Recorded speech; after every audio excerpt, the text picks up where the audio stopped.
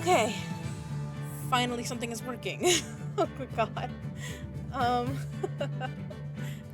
this was stressful.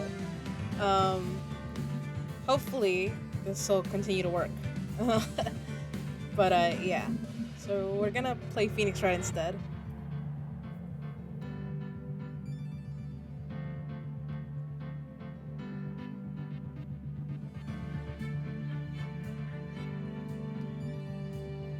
Okay.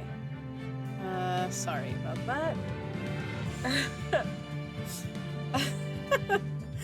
This has been stressful like 20 minutes. Did not mean for things to go this way. But we're gonna play Phoenix Wright instead. So that'll work out. It'll be fine. I think. We'll see.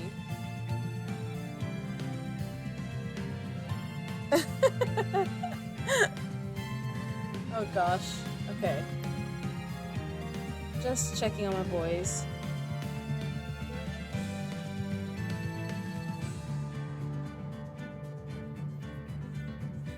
Ooh.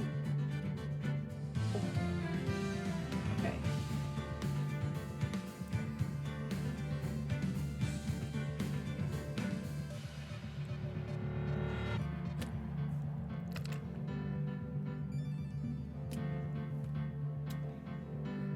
All right.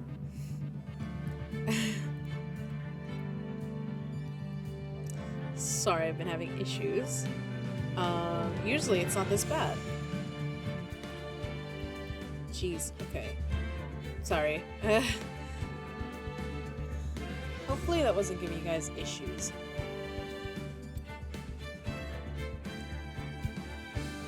Hello, gorgeous.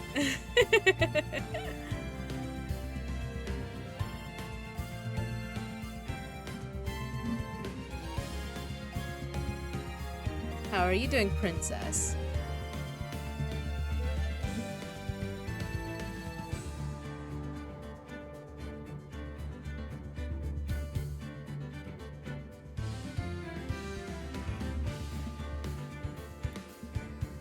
No. Because I love to flirt with you, and you love it too. Okay. Seems like the stream is going well so far, so I'm assuming we can continue. But, okay, so here's what happened. I don't know why Danganronpa 3 doesn't have, it's weird, it didn't have, like, the settings so I could, like, mess with the, like the video of it. I don't know. It was acting slow. I might have to, like, uninstall it and reinstall it, something. I don't know. Or maybe maybe it's my computer running out of space. But it was going so weird and slow and laggy, and before I even opened, you know, OBS, I tried Streamlabs as well, and I was having issues all over the place. So we're just gonna do Phoenix Wright because I know it's not gonna fuck me over. Oh my gosh, trouble. Objection. Oh, I love it. Okay. All right. Now that trouble's here, we can start. I was waiting on you. No, I'm kidding, Trouble. I had so many issues. I tried to start a stream like 4 different times, and it was not happening. So, Killing Harmony is just gonna have to wait till I figure out what's going on. So there's that. See, now I gotta work, but I'll be here. Look, I know you don't like OBS, but it's working fine for this game right now, right? And it was working fine for, like, my other stuff. It's just, yeah. Yeah. Alright, I believe, is this the first game? Fuck, hold on, I have to look this up. I don't want to click on the wrong one, because I have the trilogy. So let me just make sure I'm not about to play the wrong Phoenix Wright game. I believe this one is the beginning. Yeah, okay. Yeah, because the next one is Justice for All. Okay. OBS sucks, cancel. You're not gonna cancel me over that. Okay. Yeah, okay. Play first tournament. Yes.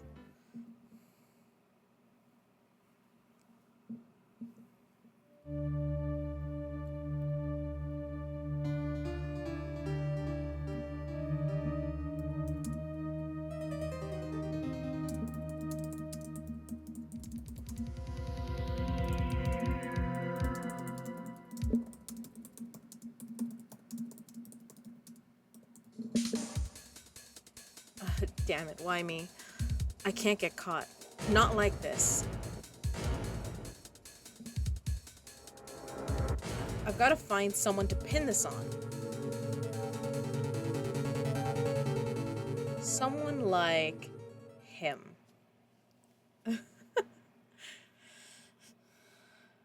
I'll make it look like he did it. I was not expecting the text to go without me. August 3, 9:47 a.m. District Court Defendant Lobby number 2. There we go. Finally, I have control again. I was like, Jesus. Boy, am I nervous.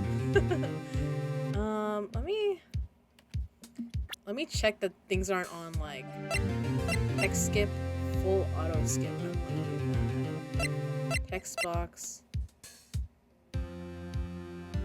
No, okay, we're good. Oh, okay. I haven't played in a while, so I do not remember all these controls. Okay. Okay. Right.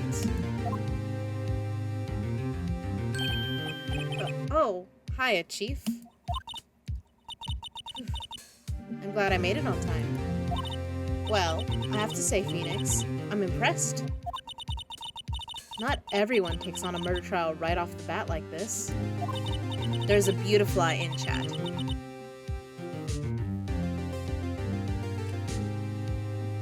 It says a lot about you, and your client as well.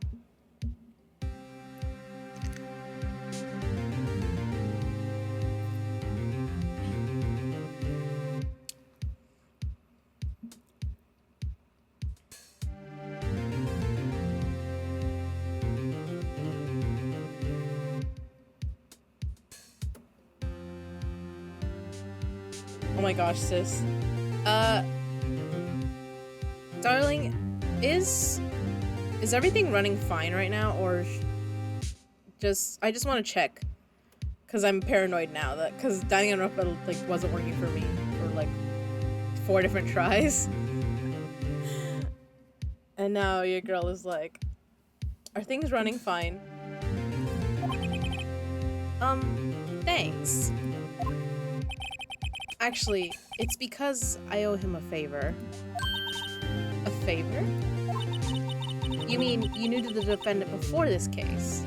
Yes. Actually, I kind of owe my current job to him. He's one of the reasons I became an attorney. Well, that's news to me. I want to help him out any way I can.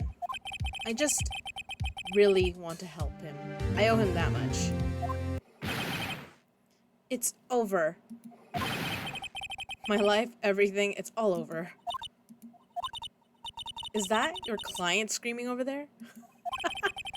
Yeah, it's him. Death, despair. I'm gonna do it. I'm gonna die. Oh my god, this guy's dramatic. Oh my god. It sounds like he wants to die. Yeah. Nick! Hey there, Larry. Dude, I'm so guilty. Tell them I'm guilty. Give me the death sentence. I ain't afraid to die. What? What's wrong, Larry? Oh, it's all over. I'm finished. Finished! I can't live in a world without her. I can't. Who took her away from me, Nick? Who did this? Aw, Nick, you gotta tell me. Who took my baby away? The person responsible for your girlfriend's death? The newspapers say it was you.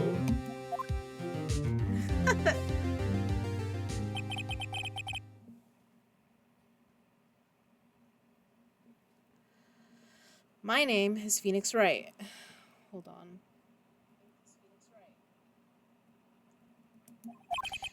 Here's the story. My first case is a fairly simple one.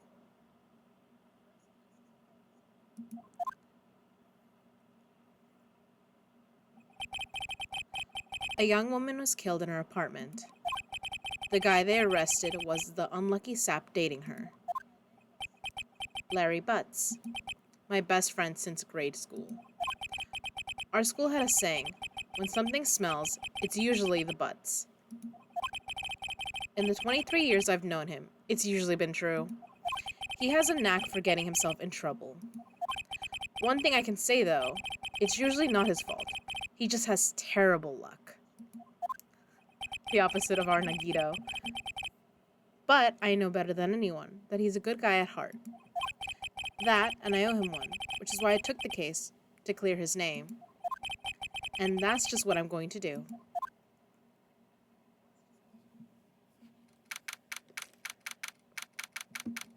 August 3, 10 a.m., District Court, Courtroom Number 2. By the way, Trouble, if you're listening, I wonder, did you already know that Phoenix was nicknamed Nick?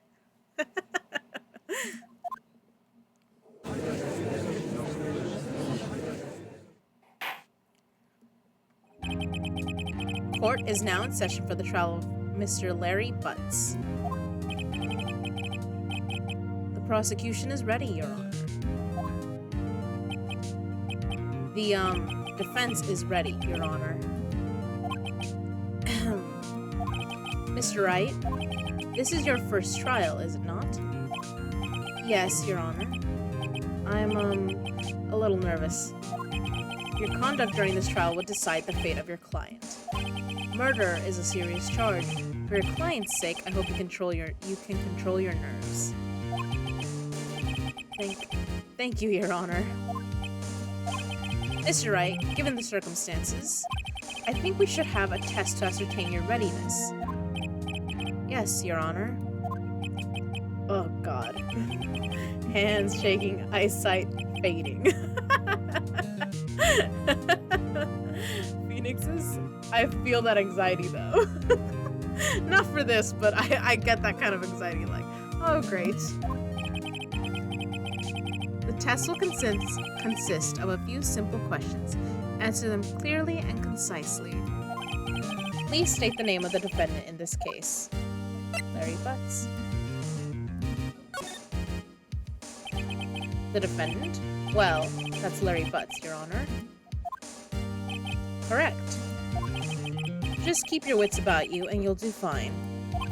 Next question. This is a murder trial. Tell me, what's the victim's name? Ooh, I know this one. Glad I read the case report cover to cover so many times. I do know. Okay. It's... Wait, uh-oh. Cindy's... Uh-oh. Cindy Stone.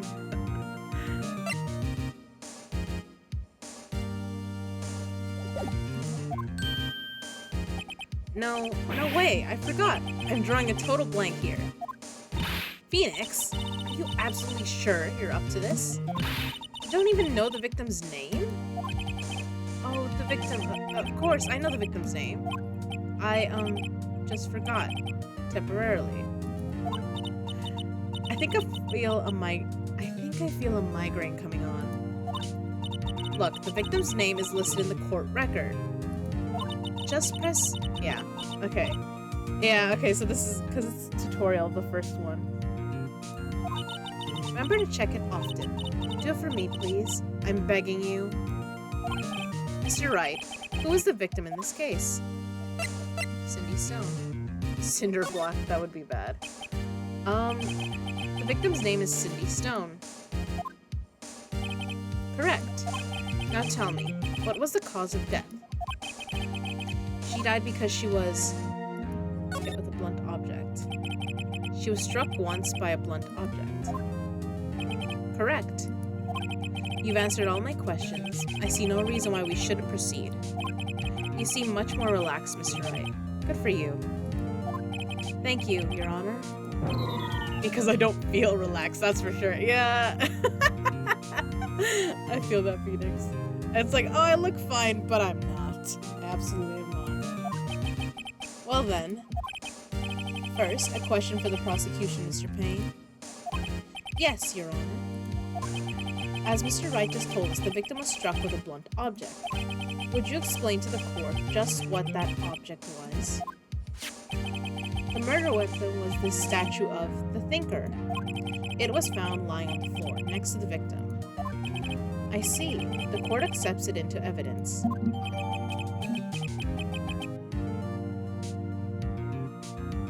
Statue added to the court record. Right. Be sure to pay attention to any evidence added during the trial. That evidence is the only ammunition you have in court. Use... Okay.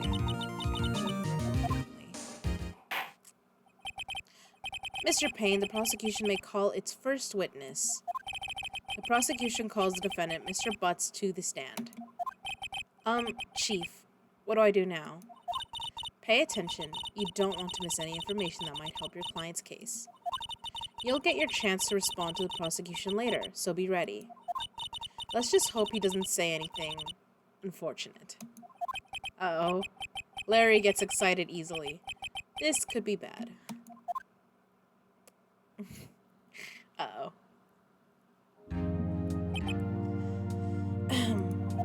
Mr. Butts, is it not true that the victim had recently dumped you?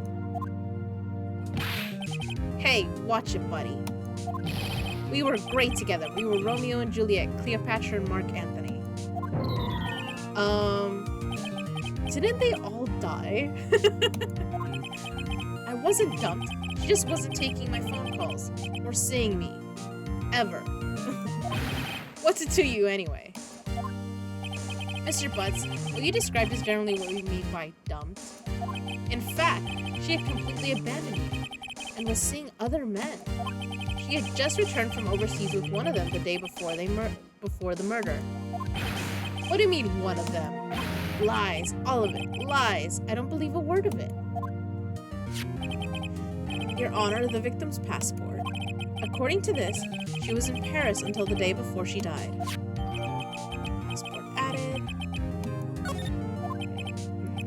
Indeed, she appears to have returned the day before the murder. Dude, no way. The victim was a model, but did not have a large income.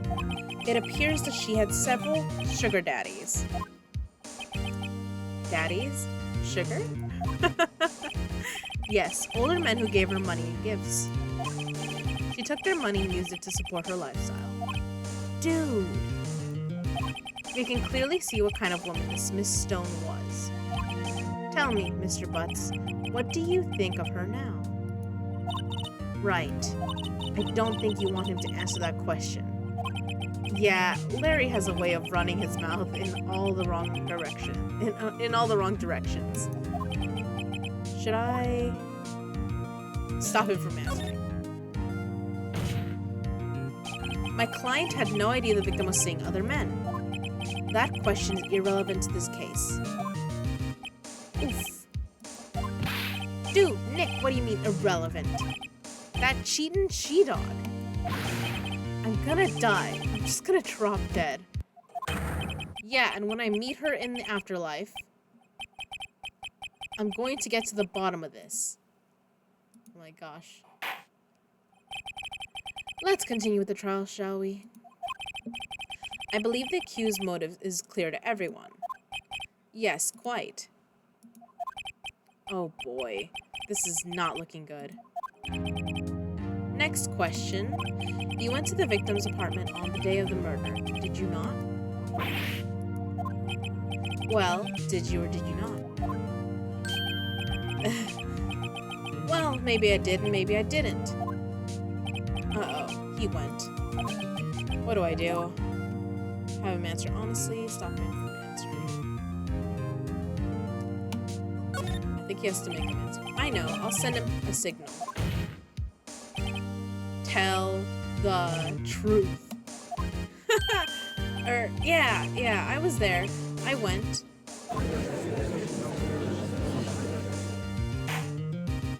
Order.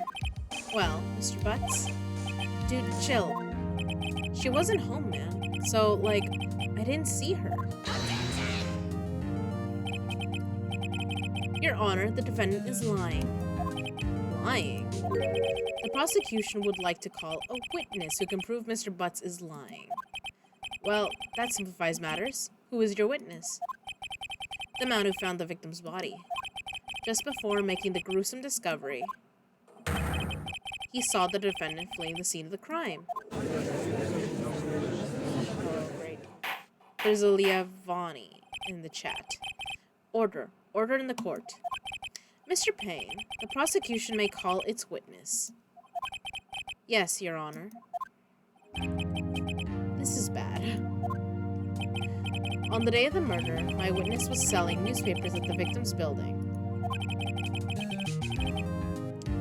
Please bring Mr. Frank Sawit to the stand. Sawit.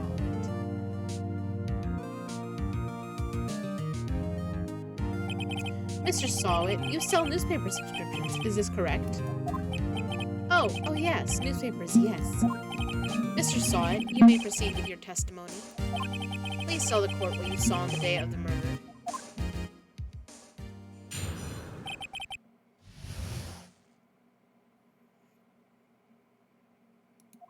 Witness's account. I was going door to door selling subscriptions when I saw a man fleeing an apartment. I thought he must be in a hurry because he left the door half open behind him. Thinking it strange, I looked inside the apartment. Then I saw her lying there, a woman, not moving, dead. I quailed in fright and found myself unable to go inside. I thought to call the police immediately. However, the phone in her apartment wasn't working. I went to a nearby park and found a public phone. I remember the time exactly. It was 1 p.m.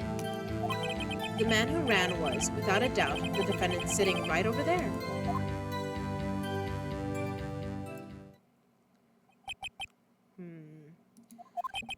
Larry, why didn't you tell the truth? I can't defend you against a testimony like that. Incidentally, why wasn't the phone in the victim's apartment working? Your Honor, at the time of the murder, there was a blackout in the building. Aren't phones supposed to work during a blackout? Yes, Your Honor. However, some cordless phones do not function normally. The phone that Mr. Sawit used was one of those. Your Honor, I have a record of the blackout for your perusal. It was out from noon to 6 p.m. on the day of the crime. Now, Mr. Wright.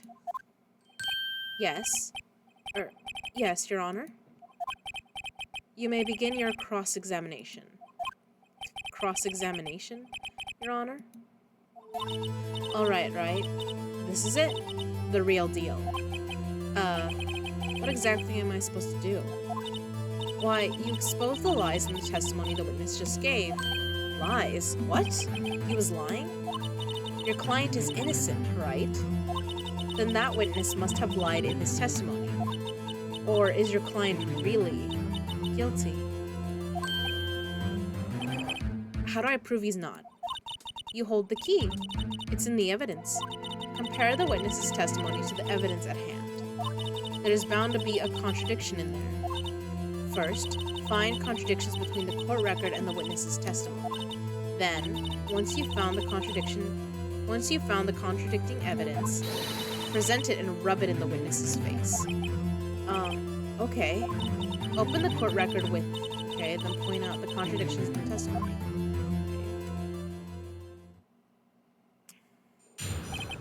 Witness's account. Oh, he's so squirmy. I was going door to door selling subscriptions when I saw a man fleeing an apartment. I thought he must be in a hurry because he left the door half open behind him. Thinking it strange, I looked inside the apartment. Then I saw her lying there, a woman not moving, dead. I quailed in fright and found myself unable to go inside. I thought to call the police immediately. However, the phone in her apartment wasn't working. I went to a nearby park and found a public phone.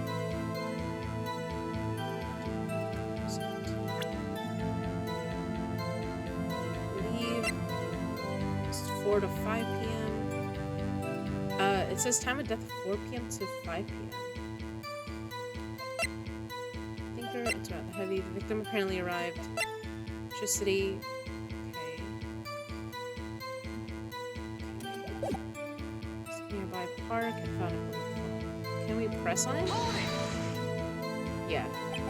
Why use a public phone? Well, you see, I don't have a cell phone. And being the middle of the afternoon, there was no answer at the nearby apartments. Ah, right. What time do you call again? Did you call again? I remember the time exactly. It was 1 p.m.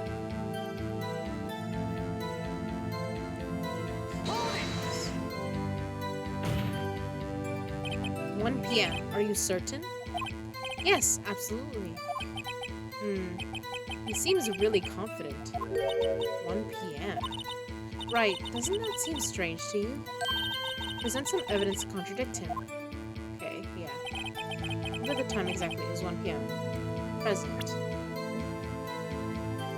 Let's see. Time of death.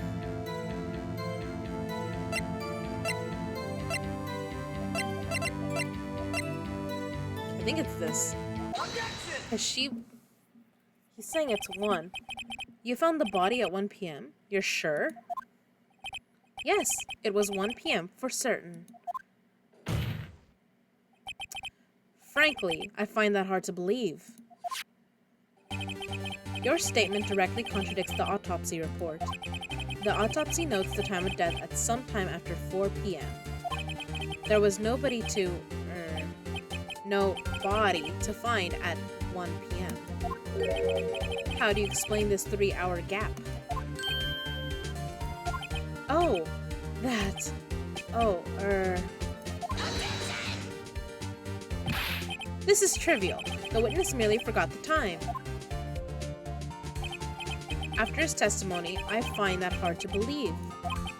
Mr. Solid, why were you so certain that you found the body at 1 p.m.?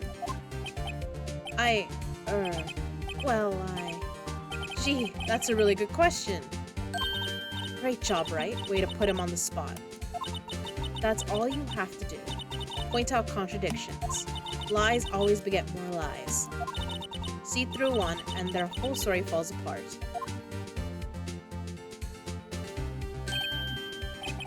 Wait, I remember now.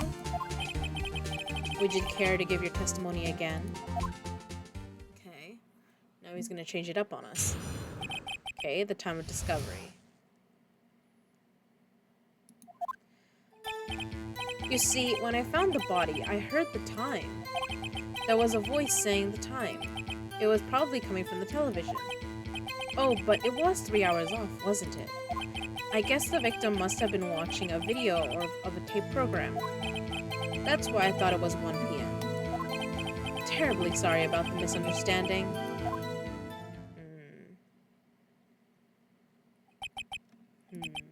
I see. You heard a voice saying the time on a taped program.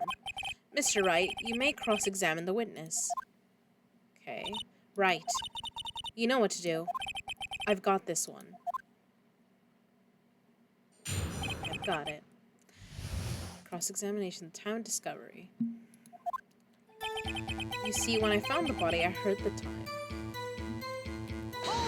Press it. You said heard, not saw? Yes, heard. All I saw was the body lying there. I didn't think to look at anything else, least of all my watch. Isn't that a little strange? So you're saying you heard something, but if you were so shocked by the body, you wouldn't hear anything at all. The witness did say he actually heard the time. It's ludicrous to suggest he wouldn't hear anything. I have to agree with the prosecution. Witness, continue your testimony. There was a voice saying the time. It was probably coming from the television. Are you sure it was a television and not a radio? Well, no, I guess it might have been a radio. Incidentally, there was no radio on the premises. There was only a large television. Right. I can't put my finger on it, but something about this seems fishy. Something about hearing the television. The witness has testified he heard the time. Oh, but it was 3 hours off, wasn't it?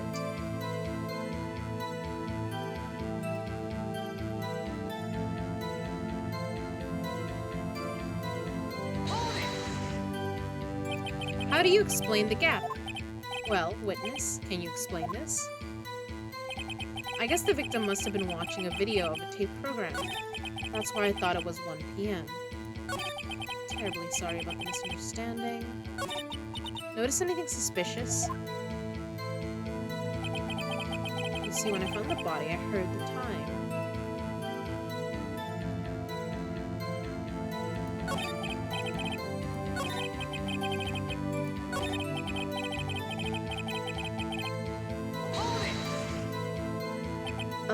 Video?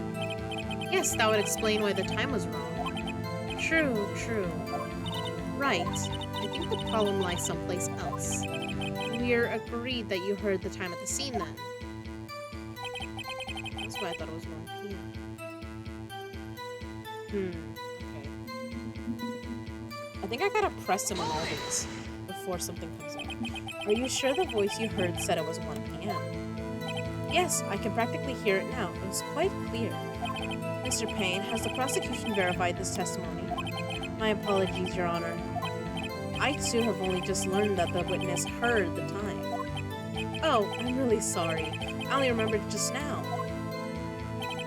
Terribly sorry about the misunderstanding. Are you terribly sorry? Well, you just watch it. Not much point pressing him on that one, was there? No, but it's kind of funny. Okay, let's see. Notice anything suspicious? Kind of. You see, when I found the body, I heard the time.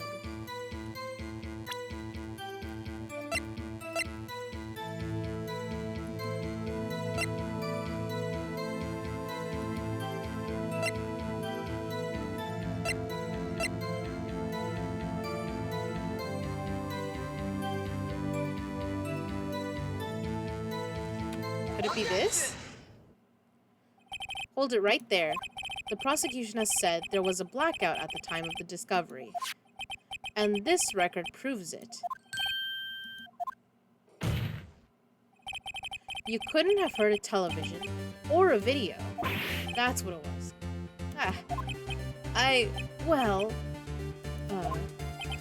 The defense has a point. Do you have an explanation for this, Mr. Solid? No, I find it quite puzzling myself. Quite.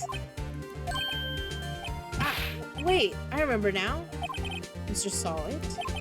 The court would prefer to hear an accurate testimony from the very beginning. These constant corrections are harming your credibility. That, and you seem rather distraught. My apologies, Your Honor. It must have been the shock of finding the body. Very well, Mr. Solid. Let's hear your testimony once more, please. Hearing the time. Actually, I didn't hear the time. I saw it. There was a table clock in the apartment, wasn't there? Yeah, the murder weapon. The killer used it to hit the victim. That must have been what I saw. You saw a clock? I guess that would explain it. The defense may cross-examine the witness. Gladly.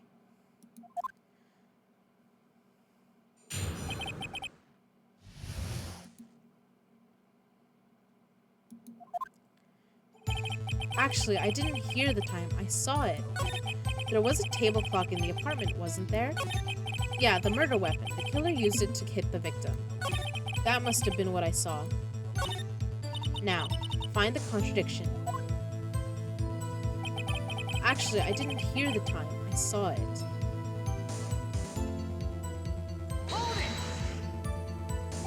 That strikes me as a very suspicious mistake. Yes, I can see how you'd be a little doubtful. I'm really sorry. I only just remembered that table clock. Table clock. There was a table clock in the apartment, wasn't there? A table clock. Was there a clock at the scene? This is the first I've heard of it. Yeah, the murder weapon. The killer used it to hit the victim. The murder weapon? Yes, the table clock that was used as a weapon. That's what I just said. Did you doze off in the middle of my testimony or something? Slimy little rat. Something's fishy here. That must have been what I saw. Now, find the contradiction. Okay. The time I saw it. Yeah, the murder weapon. Okay, I think the murder weapon they showed us, right? Statue. Right.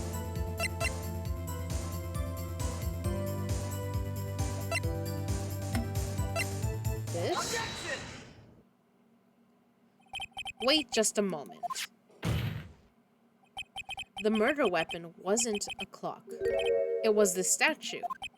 Now, how is this supposed to be a clock? What? You with your objections and your evidence. Just who do you think you are? Just answer the question, Mr. Saw It. Hey, I saw it there, okay? That's a clock. Your Honor, if I may. Yes, Mr. Payne. As the witness stated, this statue is indeed a clock. The neck is a switch. You just tilt it and it says the time out loud. As it doesn't look like a clock, I submitted it as a statue. My apologies. I see. So the murder weapon was a table clock after all. Well, Mr. Wright, it appears that the witness's testimony was correct. This is a clock. Do you have any problems with his testimony now? Yeah, I kinda do. I have trouble. I love the objection! Oh my gosh. And Trouble, I asked earlier, I don't know if you heard me, but I said, did you want to know this game because we call Phoenix Nick a lot? Like, that's his nickname.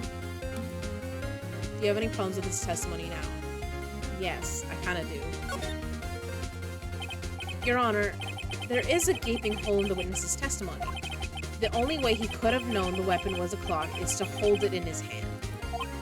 Yet the witness testified that he never entered the apartment. Clearly, a contradiction. Indeed, the witness knew it was a clock because he went into the apartment.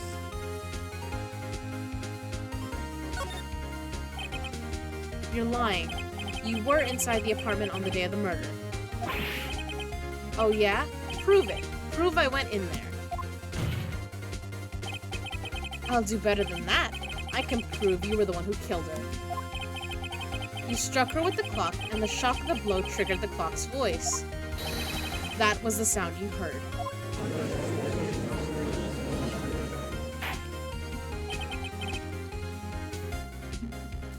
Order in the court. Intriguing. Please continue, Mr. Wright. Yes, Your Honor. Mr. Saw It. The sound must have left quite an impression on you. Understandable, since the murder weapon spoke just as you hit the victim. That voice was burned into your mind. That's why you were so certain about the time. What's the meaning of this? This is all baseless conjecture, is it? Baseless? Just look at the witness's face. Would the witness care to elaborate? Did you strike the victim with the clock? That day, I never. Look, the clock, I heard, no, I mean, I saw.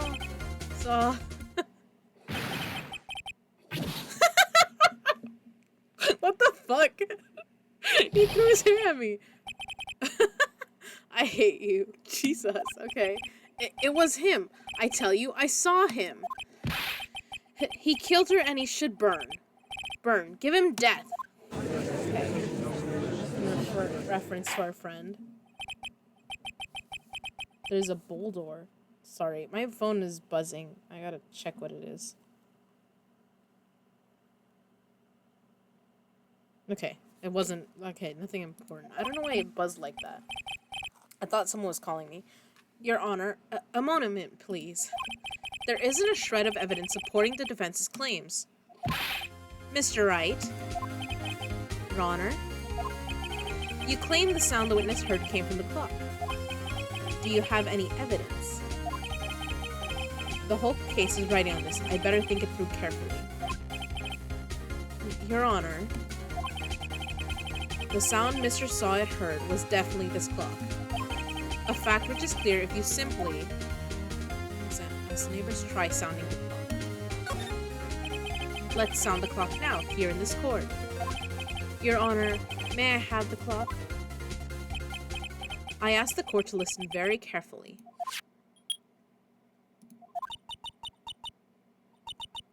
I think it's 8:25. That certainly is a strange way to announce the time. Well, he is the thinker, after all.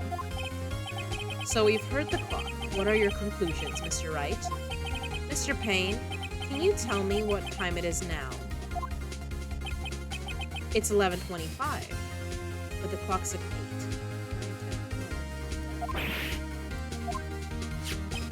As you can see, this clock is exactly 3 hours slow. Precisely the discrepancy between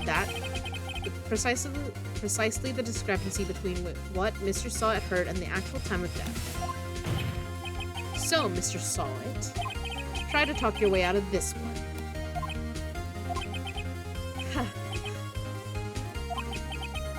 You forgot one thing. Uh-oh. What's he talking about now? While it may seem like the clock is running 3 hours slow, it proves nothing. How do you know it was running 3 hours slow on the day of the murder? If you can't prove that, you don't have a case. He's right. How am I going to prove that? Damn it, I was so close. Mr. Wright, it seems you lack the critical evidence to support your claim. Yes, Your Honor. This means I cannot let you indict the witness. Unfortunately, this ends the cross-examination of Mr. Frank Sawit. I come all the way down here to testify, and look what happens. You treat me like a criminal. A criminal? You lawyers are all slime. I almost had him. Sorry, Larry. I failed you. There's nothing I can do about it now. Not so fast, Mr. Sawit. Mia! I mean, Chief! Listen up, Wright? Don't throw this one away. Not like this. Think. But Chief, it's over. I can't prove the clock was slow the day of the murder. Nobody can prove that. Well, yes, but that doesn't mean you can't still win. Try thinking out of the box. Don't waste time doubting the facts. Assume the clock was 3 hours slow and think through it. Ask yourself, why was the clock 3 hours slow? Figure out the reason and you'll have your proof. Right? Can you think of a reason as to why the clock would be 3 hours slow? Yes. Wait, maybe I can prove it. You must have evidence somewhere that can prove it, right? Find it and let them have it. Well, Mr. Wright, you say the clock was already running slow on the day of the murder. Have you found evidence to support this claim? Of course. There is a piece of evidence in the court record that can prove my claim beyond a doubt. Tough words. Let's see you pull this one off. Let's see this evidence that proves why the clock was running slow.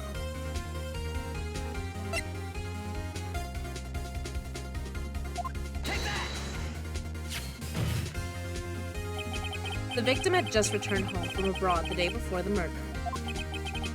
As we all know, the time difference between here and Paris is 9 hours. When it's 4 p.m. here, it's 1 a.m. the next day there. The clock wasn't 3 hours slow, it was 9 hours fast. The victim hadn't reset her clock since returning home. That's why the time you heard when you struck her dead in her apartment was wrong. proof enough for you, Mr. Sawit? Or should I say, Mr. Did It? This game has, and it's funny names. It's great. Oh, he passed out.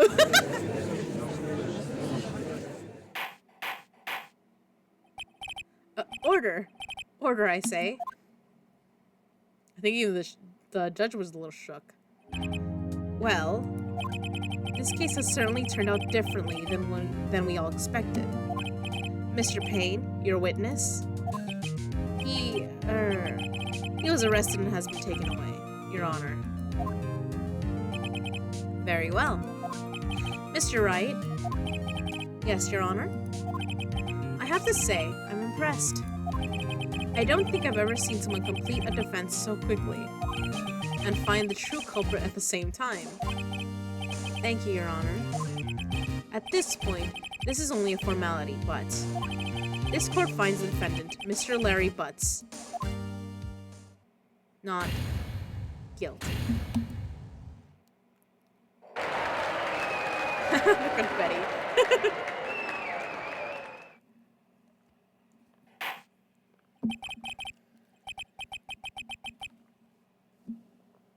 And with that, this court is adjourned.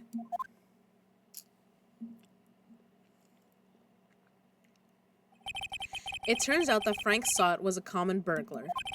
He posed as a newspaper salesman to check and see when people were out of the house. That day,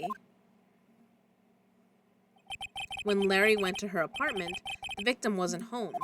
After he left, Mr. Sawit let himself in to do his dirty work. While he was searching her place, the victim returned. Flustered, Mr. Sawit grabbed the nearest blunt object he could find.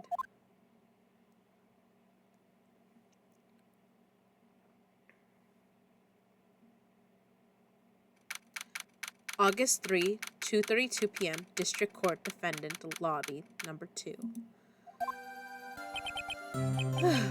I still can't believe we won. Right. Good job in there. Congratulations. Thanks, Chief. I owe it all to you. Not at all. Not at all. You fought your own battles in there. It's been a while since I've seen a trial end on such a satisfying note. I've never seen the Chief looking this happy. If she's this glad, imagine how Larry must feel. My life is over. Larry, you're supposed to be happy. What's wrong now? Aw, Nick. Don't worry about me. I'll be dead and gone soon. Good. Wait, no! I mean, bad. Bad, bad, bad. Larry, you're innocent. The case is closed. But my Cindy Windy's gone, man. Gone forever. Larry, she was a... Nah, never mind. Congratulations, Harry. It's Larry. Harry? Yes, you. I can practically see the headlines now. Harry Butts innocent. This game and the funny names is great. Thanks. I really owe you one. I won't forget this ever. Let's celebrate. Dinner, movie, my treat. Oh, no, I couldn't. Hey, I was the one who got you off the hook. Oh, hey. Here, take this. It's a present. A present? For me? Wait, wasn't this the evidence that... Actually, I made this clock for her. I made one for her and one for me. Really? You? You made this? Well, thank you. I'll keep it as a memento. Yo, Nick. Can you believe it? I was so into that chick. And she was just playing me for a fool. Don't that make you just want to cry? Larry. Oh my god. Are you so sure? Excuse me? This game is funny. I think she thought quite a lot of you, in her own way. Nah, you don't gotta sympathize with me, it's okay. Oh, I'm not just sympathizing, really. Isn't that right? Don't you have something to show your friend? Something that proves how she felt about it? Huh? Oh, yeah, right. I'm gonna just make something up. What the heck is she talking about?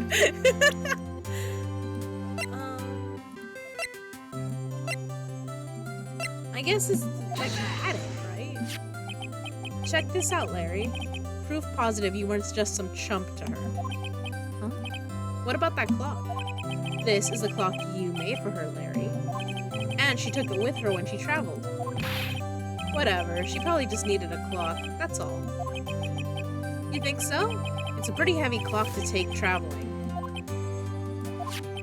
Well, make of it what you will. Hey, Nick. I'm glad I asked you to be my lawyer. Really, I am. Thanks. Hope that made him feel a little better. There's a Viper in chat, right? I hope you see the importance of evidence now. Also, hopefully you realize things change depending on how you look at them. People too. We never really know if our clients are guilty or innocent. All we can do is believe in them. And in order to believe in them, you have to believe in yourself. Right. Listen, learn, grow strong. Never let go of what you believe in. Never. Well, I think our work here is done. Shall we be off? Yeah, I guess so. Say, how about dinner? On me. We'll drink a toast to innocent butts. Yeah. Oh, speaking of Harry, you were saying part of why you became a lawyer was because of him. Yeah, part at least. You'll have to tell me more about it sometime. Maybe over drinks? And so, my first trial came to a close. Larry slapped me on the back and said, "Gee, Nick, it's good to have friends." But I'm pretty sure he's not going to pay us, unless you count the clock he gave me. I didn't know it then, but that clock was soon going to be at the center of another incident. And my promise to tell the chief about me and Larry would be one promise that I wouldn't be able to keep. The end. Yeah, this is just like the prologue. This is the starter to like... The next case is like the real one. Yes. Oh gosh, okay.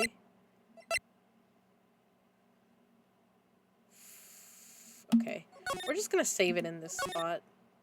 I don't remember why I was doing that. Turnabout Sisters.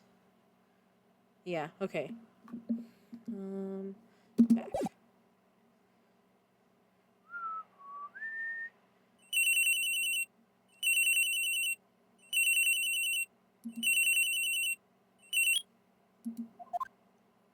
Hello, this is Maya. Hey Maya, it's me. Mia! What's up? You haven't called in a while. Sorry, I've been so busy. How have you been? Well, lonely. It's all your fault. Nah, I'm just teasing. I've been great. I'm finally getting used to having my own place. That's good to hear. Actually, I'm calling because I have a favor to ask. I know. You want me to hold evidence for you? Sharp as always. There's a lot of buzz about the upcoming trial. I just don't feel safe keeping the evidence here. I gotcha. So, what is it this time? It's a clock. A clock? Yeah, it's made to look like the statue, the Thinker, and it tells you the time. I thought you might like it. You always liked toys. Hey! I'm not a little girl anymore, sis. Now. You know I'm only teasing. I should probably tell you, the clock isn't talking right now. Huh? It's not working? That's lame. I had to take the clockwork out. Sorry. I put some papers inside it instead. Papers? Is that the evidence then? Well, there's a possibility that it might turn out that way, yes. Can you come by the office tonight, say 9 to pick it up? I'll be in a pre-trial meeting until then. Okay, sis, but I expect dinner. Something good. Like burgers. I could really go for a good burger. That's funny because that's what I had for lunch. Okay, we'll hit the usual joint. Alright, it's a deal. Okay, sis, see you soon. Yep, I'll be waiting. I'll be waiting, Maya. Conversation recorded. September 5, 9:27 a.m. Okay. Ring ring yes tells me the time. That's a clock. I solved it. Oh my gosh, trouble. September 5, 8:57 p.m. Faye and Company Law Offices. Now, Miss Faye, I'll take what's mine. The papers. I'm sorry, but I can't give you what I don't have. Miss Faye, you are a poor liar. Why, I see it right over there. That must be the thinker that swallowed those papers. How could you know? You are cogniferous of my background? You are not. Gathering information is my business, you see. I should have been more careful. My dear Miss Faye, I am so very sorry. But I am afraid I must ask you for one more thing. Your eternal silence. Farewell, Miss Faye. Damn, the music though.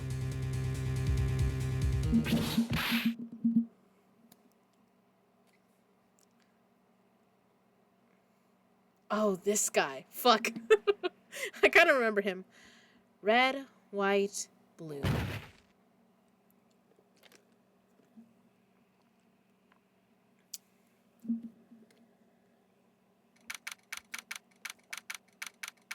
Oh, Tito, hi. Hola. Gracias por the raid. Oh my gosh. Hi.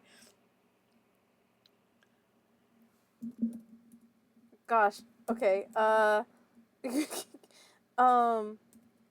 my god, I'm so bad at this.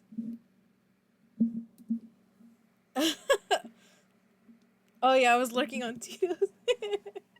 Oh my gosh. I saw you were playing Outlast earlier, right? The second one?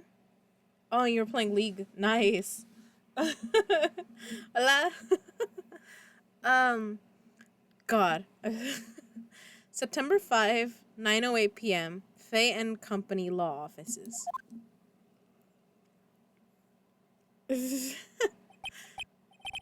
Uh-oh. I'm late. That's strange. EXO, hey! How are you doing? Sorry I, like, knocked out last night, but it was 1. I was like, I can't be awake that late. Hello, hello. Welcome in, starlings. I love the company. Thank you, darling, for giving them the shout out. I'm glad. I know this is a weird time to be streaming, kind of. Oh my god. I'm so distracted now. That's strange. Guess the chief left without me. So I was gonna play Danganronpa 3 today, but it was not working for me. So we switched to Phoenix Wright. We just started the second one, and we just saw like the second murder happen. So we're gonna have to take it to court now. She said her sister was coming over, so we should all go out for dinner. What's that smell? Blood? Mia! Maybe she's in her office. Move. Fuck. We're not. Yeah, we're going to the office. Okay. That smell. Blood. Phoenix, do you have the nose of a bloodhound? Uh-oh. Sis. Someone's there. God. Oof. I mean, Phoenix Wright is really good too. It is. Is this your first time with it or a replay? So this isn't... I've played this game before, but I think it might have been like a year or 2 ago. So I kind of don't remember everything. I know, yeah. Um, but yeah. But when I get to the second game of this trilogy, I don't know like anything about that one. I've only played this first one through once, so there's that. So yeah, we just did the prologue, which was fun. Like, you know, yeah. Chief, Chief. Uh oh. Man, we just met her. Who are you? But yeah, thank you for joining. I hope y'all like look like this. Yeah. Yeah, I'm definitely planning to play the whole trilogy and I'm excited about it. Cause it's like Danganronpa where I get to play detective and, you know, take it to court and be like, okay, here's what we know and figure it out as we're doing the trial. Oh god, it's fun. The strange girl dropped out cold. I left her lying on the office sofa. I went back to the chief where she lay under the window. This is not great. Her body was still warm. I could feel it when I held her shoulder. Then, all too quickly, it began to fade. Until finally, she was cold. Dang, okay. Phoenix, how are you not freaking out more? We're really gonna... okay. We're really gonna examine this place? Right, the thinker. It's encrusted with dried blood. How ironic that this became the murder weapon. Again. I don't want to immediately look at her, because that seems wrong. Some shards of glass are scattered on the floor. They seem to be the remains of the glass light stand. Dang, this music is a little bit loud on my end. Let's see. You're stuffed over, right? The chief's chair. A simple, functional design. Feels pretty good to sit into. Great, okay, that's not what I was trying to look for. There's a large building right across from the office. The Gatewater Hotel, a nice luxurious place. Okay. Chief. It's hard seeing her like this, but if there are any clues here. She was struck on the head with a blunt object. She probably died instantly. The thinker, lying just next to her, must have been the murder weapon. The thinker added to the court record. Again. There are some glass shards near the chief's body. Must be pieces of the glass light stand lying broken in the back of the room. Okay. Nothing else that seems like a clue here. A piece of paper. It must have fallen from Mia's hand. What could it be? Oh, Maya. A word is written in blood on this scrap of paper. Maya. Did Mia write this? This piece of paper is a receipt from a department store, dated yesterday. Receipt added. I think that's enough snooping around for now. I better call the police and find out what that girl was doing here. There's a slide, right? Do I wanna... Right, I'd better call the police. That's funny. A few of the screws on the receiver are missing. It looks like someone was halfway through taking it apart. Police, please come quick. What was that? Someone screaming from outside the window? She's staring right at me. She's holding a phone in her hand.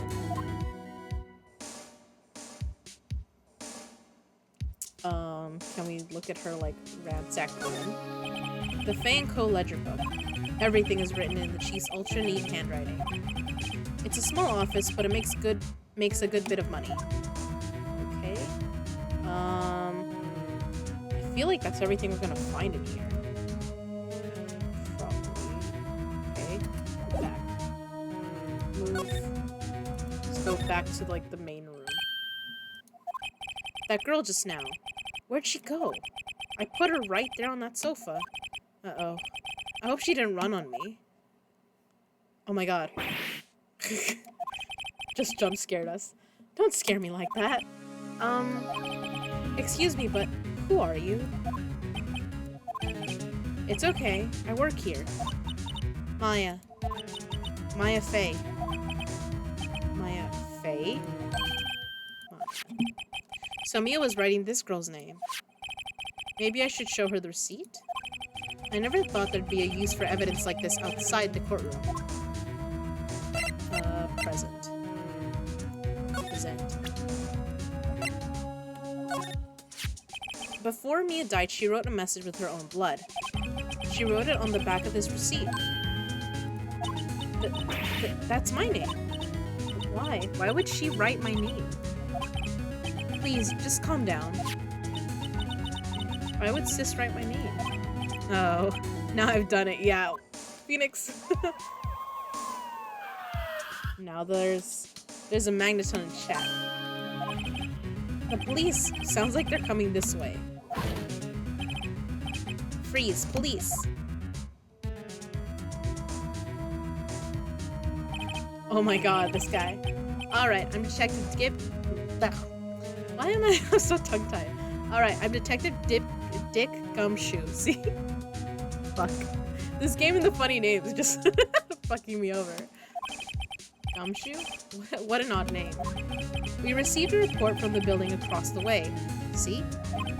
Got a person saying they saw a murder. It must have been that woman I saw. Anyway, I don't want either of you moving 1 inch, okay? Great. Just great. Maya, wait, she wouldn't have... Nah. Whoa. Excuse me. Yeah? This word Maya here mean anything to you?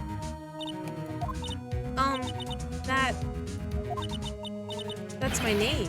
What? The victim drew this here note in her own blood, see? With her dying breath, she wrote down the killer's name. Which is weird, considering what we already heard. Killer, I'm not. Case closed. You're coming down to the precinct, ma'am. She looks like she's 12. What are you calling her ma'am for? What?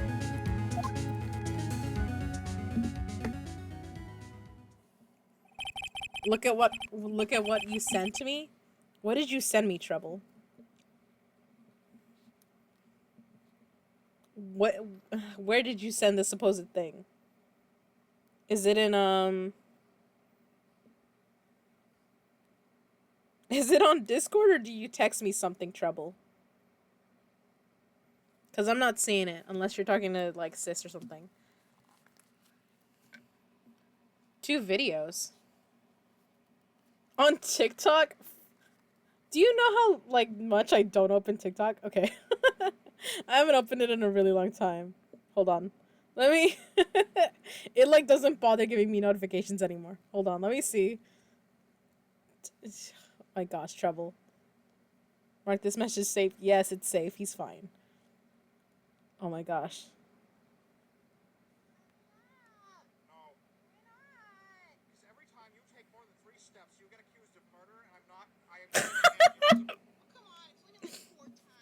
Oh my god.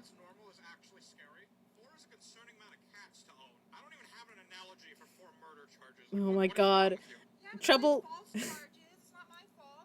Maya, last time you slipped on a giant banana peel, flew into outer space, landed in the country of Turkey, where your hand landed on a knife that had just been used to stab you, followed by you knocking over disinfectant on every part of the knife, except for the part with your fingerprints, but still removing the original killer's fingerprints. And there was a record Sounds like she did it, but you ordered online of going to Turkey at that exact time, which you apparently ordered while you were sleepwalking.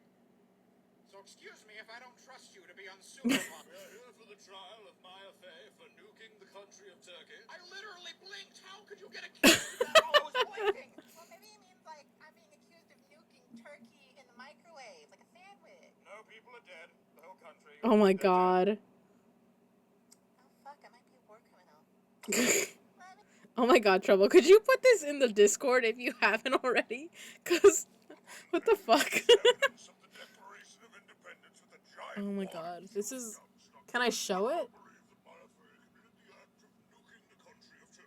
I had to find that in 3 days in a country where it's so I hate this court. Right. And officially, you are no objection. Oh, God damn it. Objection. Well, Mr. Wright, you may have proven That's the voice they gave to fucking did. Edgeworth. I fucking love it. I don't know. I'm just here to prove she didn't do it. Oh my gosh.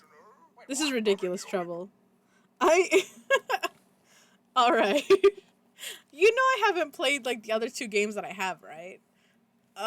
So we'll see what happens. Mia's younger sister Maya was arrested on the spot. I was taken in for questioning and didn't get out until the next morning. My eyes were heavy, but I couldn't sleep.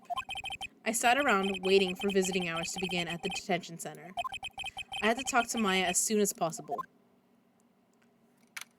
September 6th, 9:07 a.m. Detention center. Visitors room.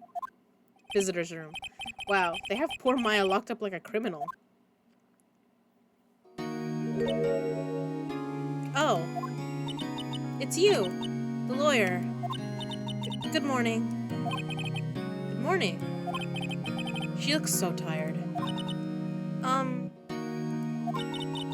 Are you going to be my attorney? Well, that's what I wanted to talk to you about. Give the girlie a choice. I better give it to her straight. It's up to you. Up to me? Yes. I don't think this is something I should decide. After all, you're the one in trouble here. They're never going to believe me, are they? Even you, when you found me in the office, you looked at me like I had done it. I can't help it. Did I look at her like that? No, I never thought... It's okay, I understand. And I've also heard about you. Heard? Heard what about me? I was talking to my sister on the phone the other day. Today was my junior partner's first time in court. Wow, really? How'd that go? It was quite the scene. Honestly, I was on edge the whole time. It's been a while. So, he crashed and burned? He's a genius. One of those strike fear into the hearts of evil types. The only thing he's lacking is experience. Huh. Sounds like it was fun. Well, I know who to go to if I ever get into trouble now. I don't know, Maya. I think you might want to wait. Give him 3 more years. That is, unless you want to be found guilty. Oh, she's teasing. I love it. That's what she said. Great. I'm sorry. I didn't mean to insult you. No, it's okay. It's true, I guess. But at the same time, I can't just sit by and watch. When I think of the person who did this to Mia. I know. Hi! Hey! Hi, Val. 50? 50 what? Yep, Exo's hanging out. I love it. I got new faces in chat. Hello. Oh my gosh. Trouble, what did you do? Did you tell the fam? Jeez. Alright, let's talk about her. Maya. There's something I've been wanting to ask you. Yes? What's with that outfit? Oh, this? This is what all acolytes wear. It's my uniform, you know? It's my uniform, you could say. Acolytes? Like people in religious training? What is it you do? Oh, it's nothing strange, really. I am a spirit medium. In training. A spirit medium? I'm pretty sure that's qualified as strange. Could you tell me about the day of the murder? Yes. Let's see. That morning, I got a call from my sister. She wanted me to hold on to a piece of evidence for an upcoming trial. Evidence? Yes. That clock shaped like the thinker. The one Larry made. How could that have been evidence in a case? Right. She said something about that. I remember. Do you want to hear it in her own voice? Her own voice? I have 50? Do I? I don't think I do. At this point, I'm not getting any more notifications, so. Unless something's happened and I just haven't seen it. But yeah. I don't know, it looks like someone more like unsubscribed from me. Her own voice. Yes. I'm pretty sure our conversation is on my cell phone. You recorded it? Yeah. I forgot how to delete those things. Oh my god. Okay. Girlie, that might save you. So, you say you have a conversation with your sister on your cell phone. Let's hear it. Right. Oh. I just remembered. That detective took my cell phone. Sorry. Oh, right. Of course. Next time I see Detective Gumshoe, I'll ask him for it. I'll write you a note so you don't forget, okay? Sure, thanks. Maya's memo added. Spirit mediums. So you're an acolyte. They are medium in training. That's right. The Fae family, especially the women, have always been very sensitive to the spirit world. Wait a second. You said the Fae family. So Mia was into this stuff too? Of course. She left the mountain to follow her career, she said. Her powers were first class too. I had no idea. Wait, what? So you're a real honest-to-goodness spirit medium? With ESP and all that? Yes, in training. Well, can't you contact Mia's spirit then? We can just ask her who killed her. I'm sorry. I'm still in training. I couldn't do something on that level. I thought that would be too easy. Huh? Something the matter? I was wondering, could I ask you a favor? This is the address of a famous lawyer. My sister gave me this a long time ago. She said if I was ever in trouble, I should call him. And, well, I'm in trouble. Do you think you could go ask him to represent me? Okay. Sure. Why not? I'll go ask. Thank you so much. I have no one else to turn to. Say, what about your parents? I see. Don't worry, leave it to me. Thank you. The trial's tomorrow at 10. What? Tomorrow? Tomorrow. What if this guy refuses? They told me that if I don't find one, the state will pick an attorney to defend me. When will that happen? They're giving me until 4 this afternoon. And visiting hours are almost up. I'd better hurry. Right, I'll be back. Okay, we are gonna hustle over there. Yes. I think it's this one. Yeah. Titan energy? Oh my gosh, you guys. What are you guys doing? September 6th, Grossberg Law Offices. According to the Why can't I speak? According to the receptionist, the big boss is out. She couldn't say when he'd be back. It must be hard to keep track of everything when you're a famous lawyer. Not to mention run an office like this. I guess I'll just have to come back later. No, we're gonna examine things. That painting has been bugging me ever since I stepped in here. The oil paint is so thick, it's practically giving me a stuffed nose. I'm sure the price is nothing to sneeze at either, for that matter. Okay. Can we look at his stuff? A table for clients. An elegant ebony case, and if I'm not mistaken, that lighter's made of solid gold. Even I can tell someone here's got money to burn. A solid mahogany desk. The wood's been polished to a deep luster. Okay. Expensive-looking mahogany bookshelves filled with expensive-looking books. Funny. They don't look like they've ever been read. Damn, Phoenix. Okay. Okay. Backspace. We're gonna move then, if that's the case. We're gonna go back to the law offices. September 6th, Faye & Co. Law Offices. The office is filled with police officers. They're all busily searching for clues. Hey, you there. This is a crime scene, pal. No trespassing. Sorry. Don't I know you from somewhere? Bitch, you saw me last night.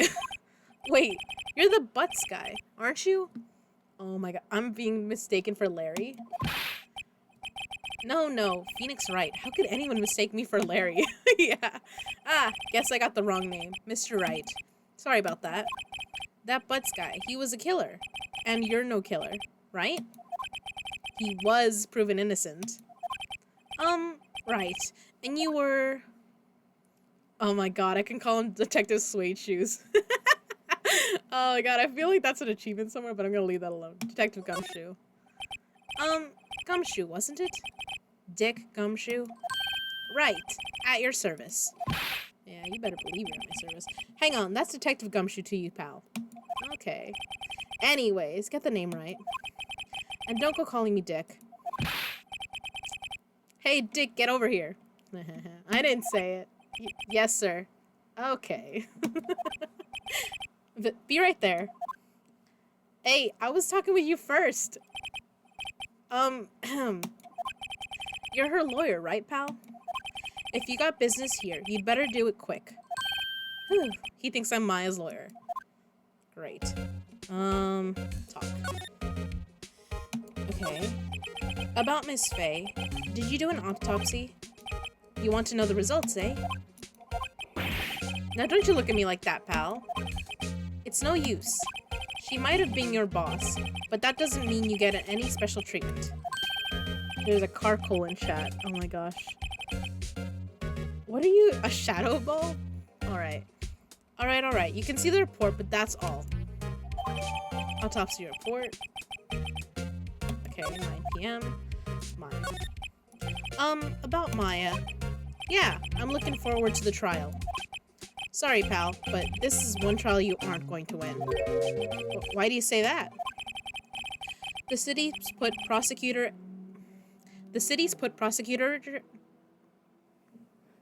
Brain. The city's put Prosecutor Edgeworth on the prosecution. Edgeworth. I am sure you know what that means, you being a lawyer and all. Edgeworth. Great. Prosecutor Edgeworth. That's right, pal. Mr. Miles Edgeworth himself. Wait, you do know him, don't you? I actually do. Of course I do. I know him. He's a feared prosecutor. He doesn't feel pain. He doesn't feel remorse. He won't stop until he gets his guilty verdict. Aw, don't talk about him that way. You make him barely sound human. Still, I'm afraid this pretty much decides the case. So, Edgeworth is on this one. He hasn't lost a case since he became prosecutor at the incredibly young age of 20. Jesus. Of course, there are rumors of back alley deals and forged evidence. All I know for sure is that Edgeworth hates crime with an almost abnormal passion. I never imagined I'd be facing him so soon. Okay. Let's back. Can I present him with anything?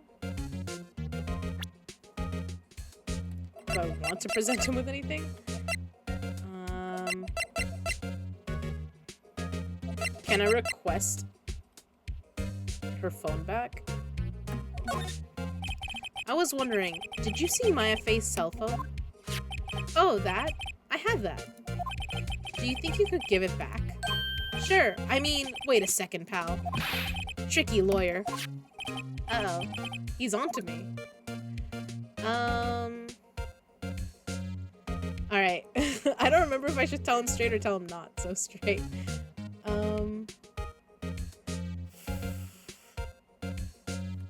I guess we gotta tell him, right? He's a cop. Well, yeah. If I tell him I want it, there's no way he'll give it to me. Something the matter? Oh, no, it's just... You know, detective. Nope, I know nothing, pal. That cell phone has a lot of numbers on it, like her boyfriend's. A cell phone holds all a little girl's sweetest and spiciest secrets. What? You're trying to confuse me. Sorry, pal. I already checked all the numbers in memory. Impressive. You're quite the detective. Uh-huh. Oh, here. You can have the phone back. There weren't any suspicious call records in there, after all. Seems you didn't notice the recorded conversation. My cell phone. Still got it. Okay. Check the court record to hear the recorded conversation. I guess I've asked all the questions I need to. You all done, pal? Yeah. Thank you. I'll be heading out now. Oh, wait. Uh-oh. One more thing I wanted to mention to you. I don't suppose you're planning on talking to that witness. Anyway, you'd better not. No influencing the witness with your lawyerly ways, pal. There's a witness? Come to think of it, I had completely forgotten about her. Bro, she was all pink. How are you gonna... Okay. The witness? Yeah, Miss April May.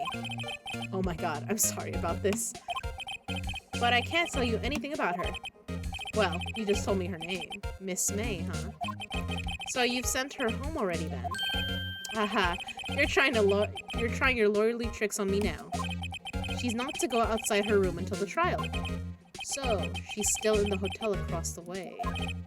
I guess I should know better than to try to get a detective to leak information. You got that right, pal. Time to pay a visit to Miss May. Okay. I always press C and it's always back. Okay, move. We're going to the Gatewater Hotel. September 6th, Gatewater Hotel, room 303. Oh my gosh. Well, hello there, handsome. Hi. Smooth, right? Real smooth. You're the lawyer, aren't you? The detective told me. He said, don't say nothing to that lawyer, pal. Memo to self. Thank Detective Gumshoe for making my job harder. Gee, this is all like something out of a movie. It's all so exciting, I can hardly contain myself. Let me go freshen up so I can look the part of the beautiful eyewitness. I pity the lawyer that has to cross-examine this one. Okay, that's ironic because later. Okay, Sarah. What's that? There's a screwdriver stuck in this drawer. I wonder what's inside. Let's take a look. Hey! Hey! What are you doing? No touching! Bad boy. You really shouldn't pry around in other people's rooms now. You wouldn't want to make me upset, would you? Upset? I thought she was going to explode for a second there. Good. I wonder what could be inside the drawer. Okay, well, since she's watching me, what you witnessed. Do you think you could tell me something? I need you to describe what you observed at the time of the incident. There's a new game for free that just came out yesterday named Nightmare Cart. Oh my god. Well, that'll be fun to watch. Are you gonna play it tonight or tomorrow? Describe what you observed. Observe. Incident. You sound just like a lawyer in the movies. I like a man with a big vocabulary. She's cracking me up, honestly. Better not encourage her. You know, that thing that happened the other day? The bad thing? Wow, Phoenix, you cannot talk. What did you see when it happened? I don't suppose you could tell me about it. Pretty please? At least Phoenix knows how to say that. Let me see. Well, dream on.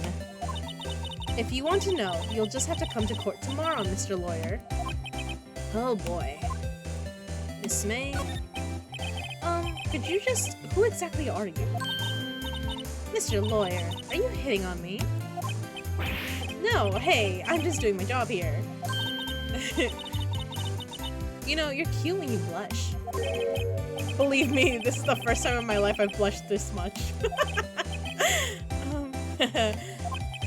Right, can you just tell me what it is you do? Well, no. And you had your little hopes up, didn't you? Oh boy. Okay, this one. I see there are 2 glasses on the table. Is someone staying here with you? What amazing powers of... What amazing powers of observation. You must be one of those famous detectives, like on television. Oh no, not me. I'm just a lawyer. Say, Mr. Big Detective, why don't you go look for clues in the garbage? Miss May doesn't like nosy little lawyers. Oh boy. It's not impressed with us anymore. Okay. Let's... Can I examine anything behind her? No clues here. The late summer sunlight. There's the Faye and co-offices. You can see the inside of the room pretty clear. I think it would be a little difficult to recognize a face from this distance, though.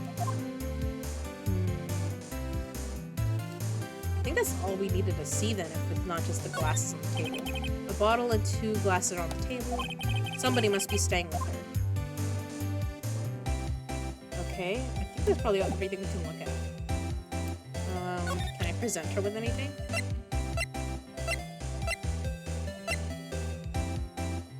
Nah, I don't think so. Alright. I guess we have to leave then. Detention. Let's try to go back to this guy's place. See if he shone back up. Seems like Mr. Grossberger still is out. Well, maybe I should just wait here for him to come back. Ahem. If that wasn't the most over-the-top clearing of the throat I've ever heard. So you're the one they say has been looking for me. Yes, that's me. He looks even grander than I imagined. That's rude, Phoenix.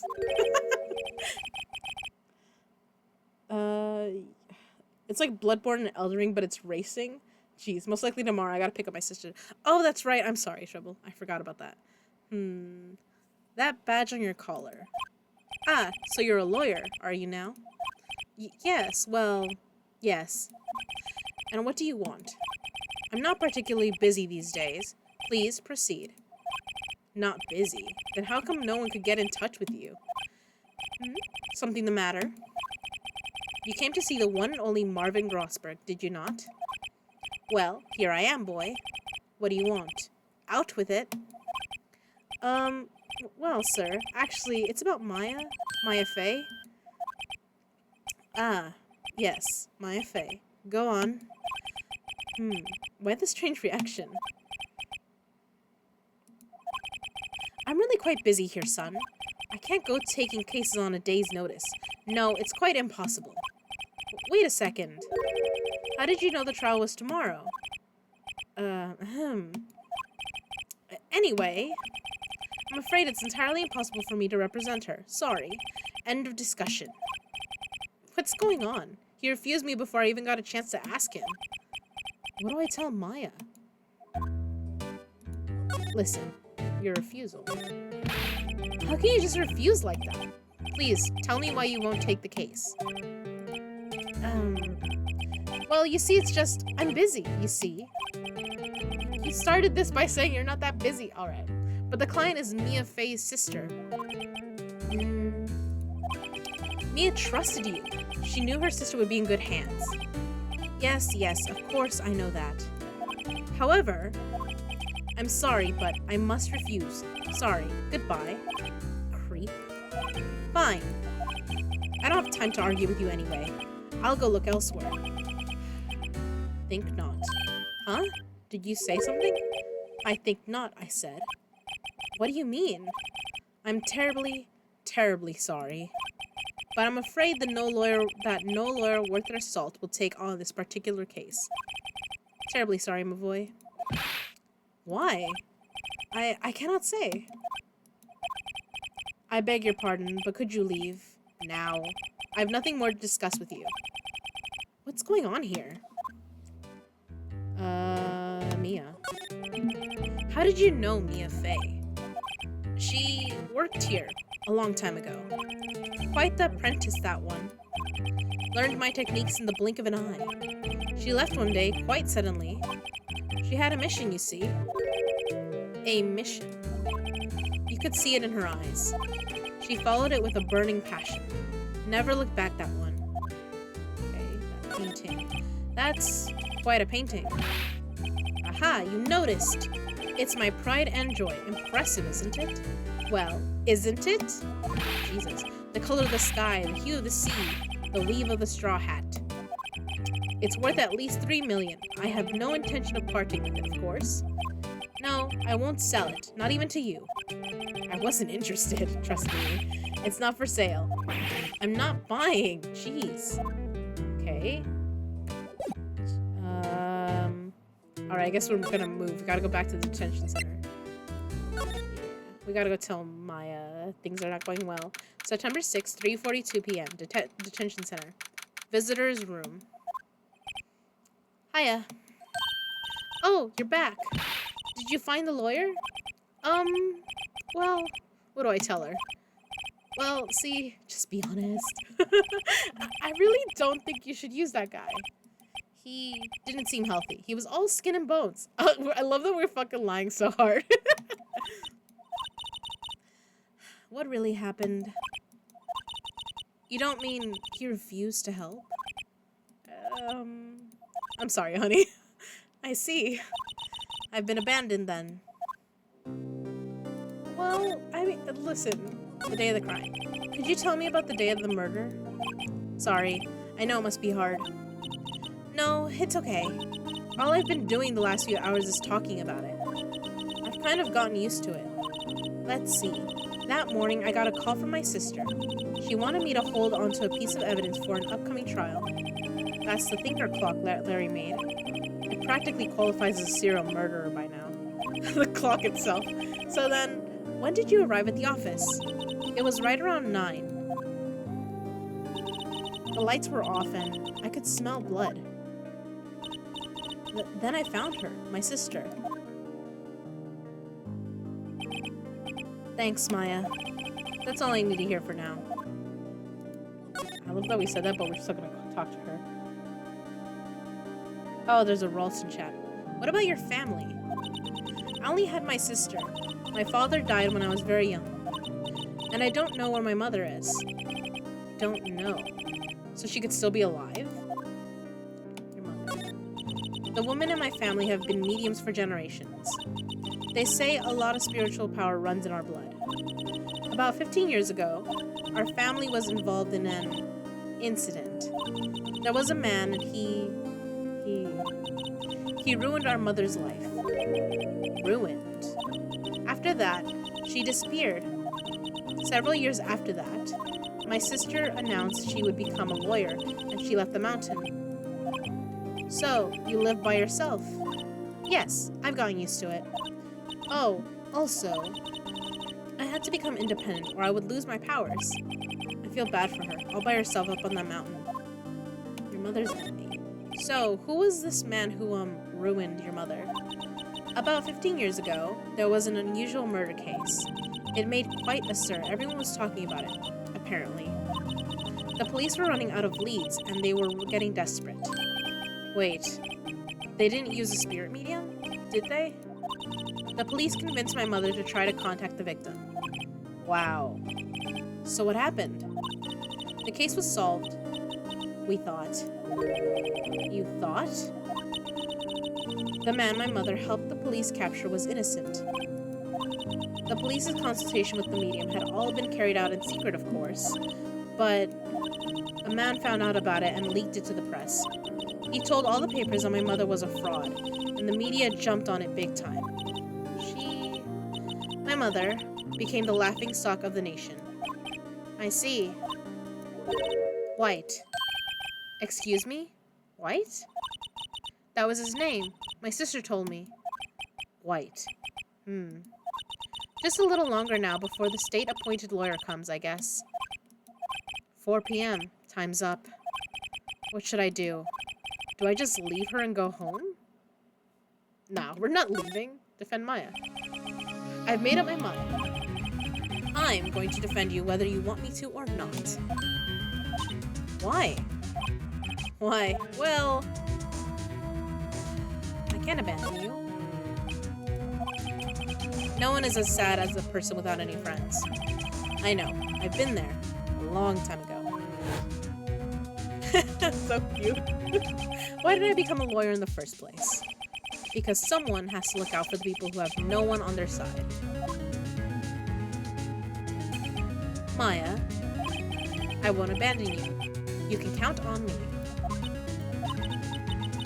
That's so kind of you. Oh no, she's gonna cry on me. I'm sorry, I didn't mean to. Oh gosh. Well, let's fight this one and get you out of here. Right, thank you. She smiled at last. She looks like an entirely different person. One last question. You are innocent, right? Yes. And I trust you. So you trust me too, okay? It's a deal. So, what next? There's something that's been bugging me. just what was inside that strange woman's drawer. It was when I tried to look into the drawer that she got all defensive. Listen, you should go through a woman's drawers. Just don't. You're gonna get smacked. There has to be something in there. Okay, but how are we gonna check her room? Okay, I guess that's the hint that we're gonna move back to her room if we can. Gatewater Hotel. Guess we're gonna go see it. Bellboy. Good afternoon, sir. Excuse me, you are... Ah, I beg your pardon, sir. I'm the bellboy of this establishment. At your service, sir. Oh, right. I just come up to deliver room service, sir. Do you know where Miss May might be? I believe our guest Miss May is currently using the facilities. If you've no need of anything, I'll be taking my leave. Please, stay as long as you like. Enjoy. Yeah. Wait, no, hey! Oh gosh. Why does it seem like every time I come here, I end up embarrassing myself? Wait, now's my chance to snoop around a bit. I almost forgot. Oh my god. You came back quick. I might ask you to inform Miss May that there is a message for her. Please tell her that Mr. White of Blue Corps phoned. Oh, right, sure. Mr. White of Blue Corps? Where have I heard that name? Maya. White. Oh my gosh. Hi, Miki. Lurk driving home from pool gym. Nice, Miki. Alright. Yep, I'm excited about this game. That was his name, my sister told me. Right. Already did that. White was the name of the guy who ruined Mia and Maya's mother. Could it be a coincidence? Okay, we're gonna examine as quickly as possible. There's a screwdriver sticking out of that half-open door. Now's my chance to see what's inside. What do we have here? A wiretap? What would a woman like her be doing with a thing like this? Wiretap added. There is definitely something suspicious about this Miss May. Why would she have something like this in her hotel room? There's a story behind all this. I know it. Alright. I'll be using this bit of evidence in tomorrow's trial, that's for sure. For Maya's sake. I'll get to this woman's bottom. I mean, you know what I mean. You know what I meant. Oh. Bellboy, still there. Uh-oh. Time to scram. I look forward to tangoing with you tomorrow, Miss May. In court. Yeah. Okay, Phoenix. Get your head out of the gutter. Are we getting another save? Yeah.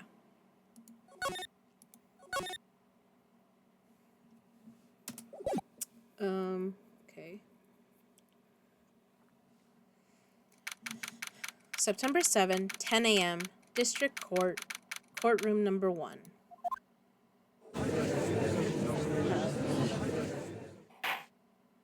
Do you guys have favorite characters? Court is now in session for the trial of Miss Maya Fey. The prosecution is ready, Your Honor. Edgeworth.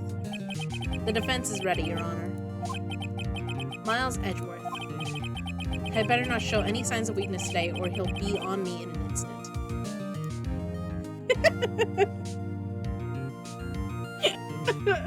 Sorry. My brain thought something different.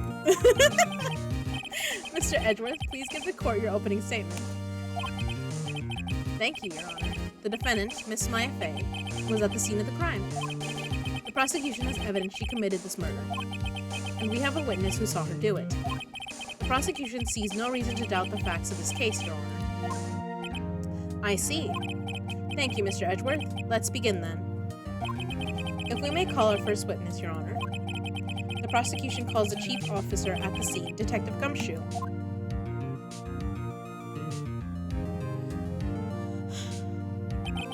Witness, please state your name and profession to the court.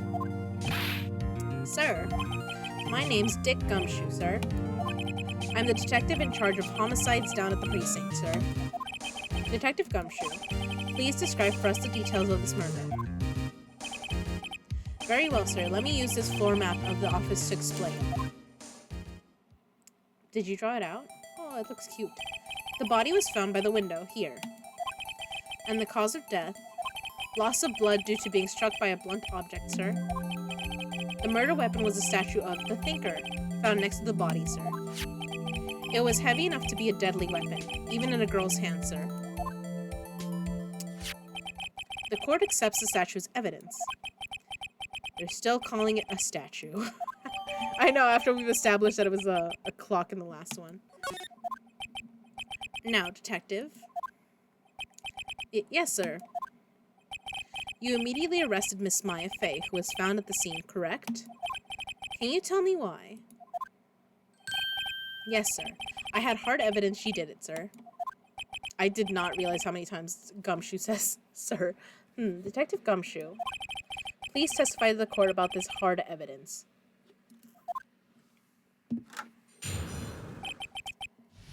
Maya Fey's arrest. Okay. I love the music. As soon as the phone call came in, I rushed to the scene. There were 2 people there already. The defendant, Miss Maya Fey, and the lawyer, Mr. Phoenix Wright. I immediately arrested Miss Maya Fey. Why? We had a witness account describing her. The witness saw Miss Maya Fey at the very moment of the murder. The very moment, you say. Very well, Mr. Wright, you may begin your cross-examination. Yes, Your Honor. Cross-examine what? I couldn't see a single contradiction in that testimony. Whoosh. Smack. Hey, Maya just threw something at me. What's this? When my sister couldn't find any contradictions in a witness's testimony, she would bluff it and press the witness on every detail. The witness always slips up and says something wrong. It worked lots of times. Why is my hair? I should have expected Maya would know some of her sister's tricks. Alright, let's give this a try. Alright, we're gonna press Gumshoe and everything. Something the matter? No, Your Honor. I'd like to begin my cross-examination.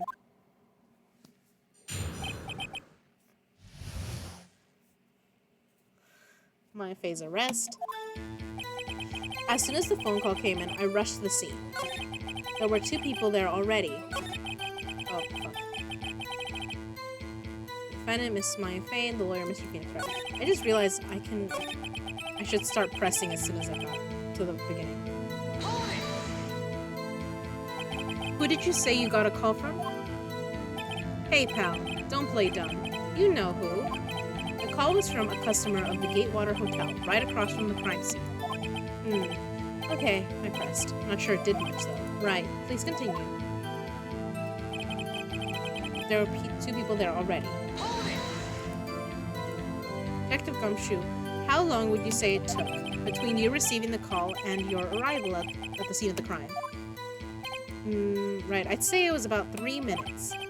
That's pretty fast. Our motto this month is quick response.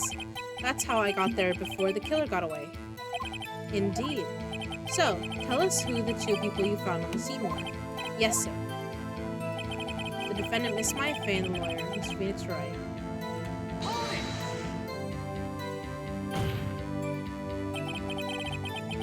Are you absolutely sure it was us? Listen, pal, your dumb act will only get you so far. With her funky hippie clothes and your spiky hair, you 2 stand out like suspicious people at a crime scene. Well, he does have a point about her. She is pretty unmistakable. I should pick my points to press with a little more care. No, the whole point of this is to be funny. I immediately arrested Miss Maya Fey. Right, why? Why is that? What's your reason? Why? We had a witness account describing her. The witness saw Miss Maya Fey at the very moment of the murder. Hold on just 1 second. Yeah? If I heard correctly, you said you arrested her because you had hard evidence she did it, correct? Huh? Did I say that? Me? I heard you say it. You did say it. You said it. Exactly what about this suspicious woman in Pink's claim was hard evidence? What? Miss May isn't suspicious and she sure isn't Pink, pal. Yes, she is. Well, I guess she is Pink. That's enough. Detective Gumshoe. Do you have any more solid proof other than her claims, Detective? I guess pressing can have its advantages. Yes. Ah. Sorry, I got the order of things mixed up in my testimony, Your Honor, sir. There was something I should have told you about. First, Your Honor. Very well, Detective. Let's hear your testimony again. Witness testimony, hard evidence. There's a float Zell in the chat. After securing the suspect, I examined the scene of the crime with my own eyes. I found a memo written on the piece of paper next to the victim's body. On it, the word Maya was written clearly in blood. Lab test results showed that the blood was the victim's. Also, there was blood found on the victim's finger. Before she died, the victim wrote the killer's name.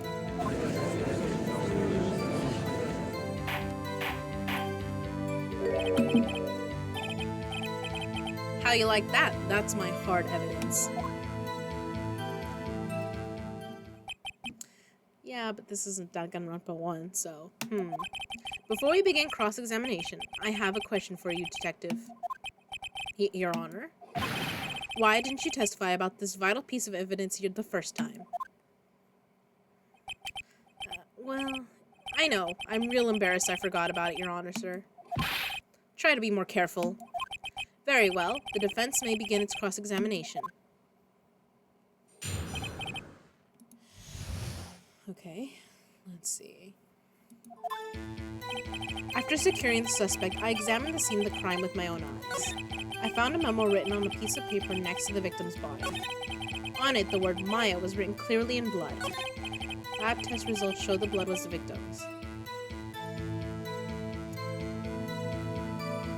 Hold on. Okay.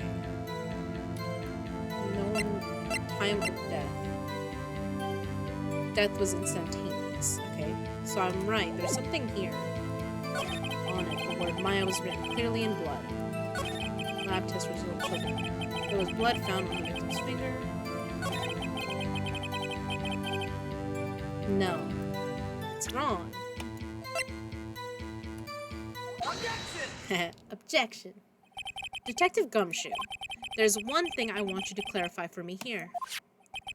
You say that the victim, Mia Fey, wrote this note, that she was accusing the defendant, Maya Fey.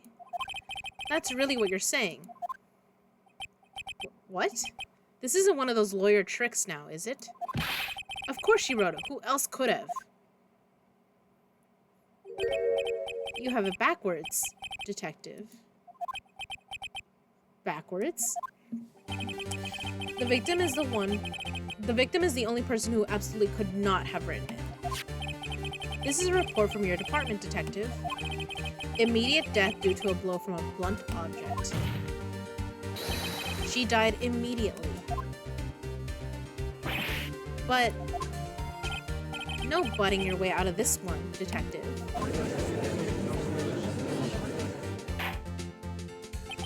Order. The defense has a point. Someone who died immediately wouldn't have had time to write anything down. Objection! Mr. Wright, I beg your pardon, but when exactly did you obtain that autopsy report? When?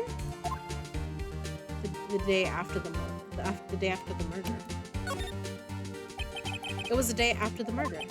The prosecution's point being...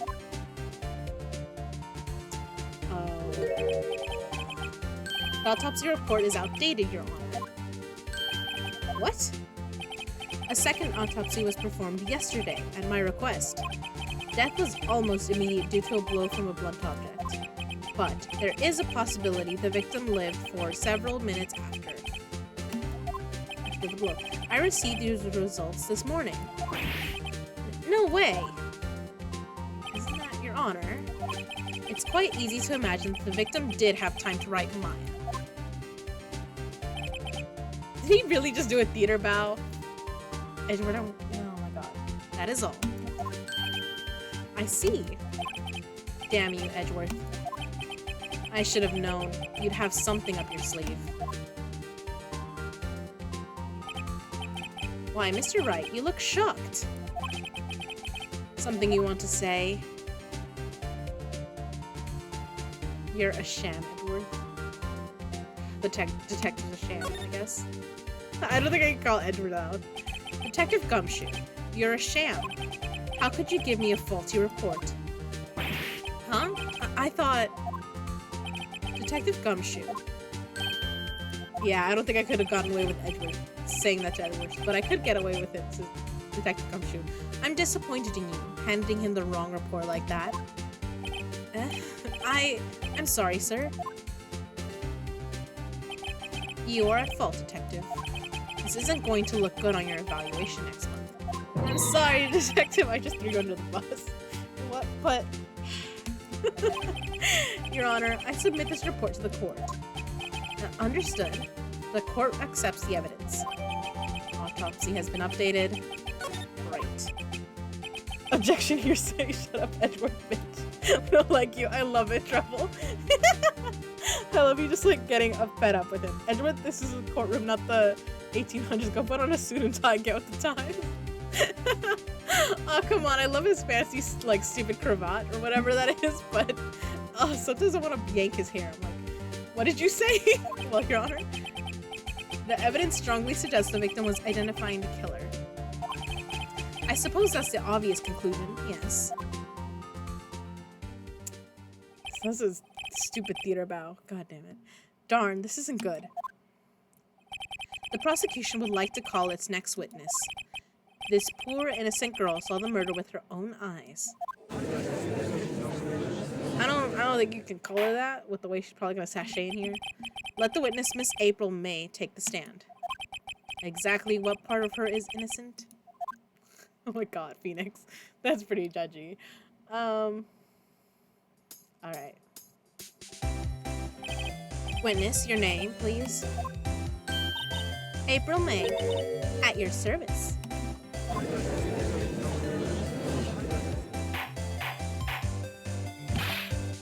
Order, an introduction should not require any reaction from the crowd. The witness will refrain from wanton winking. Oh, yes, Your Honor. This is not good. She's already captured the heart of every man in this courtroom. Tell us, where were you on the night of September 5th when the murder occurred? Gee, I was, like, in my hotel room? I checked in right after lunch. And this hotel is directly across from the Fay and Company law offices. That's right.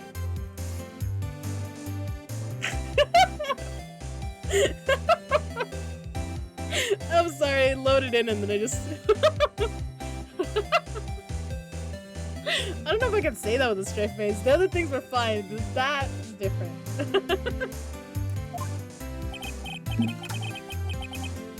Please testify to the court about what you saw.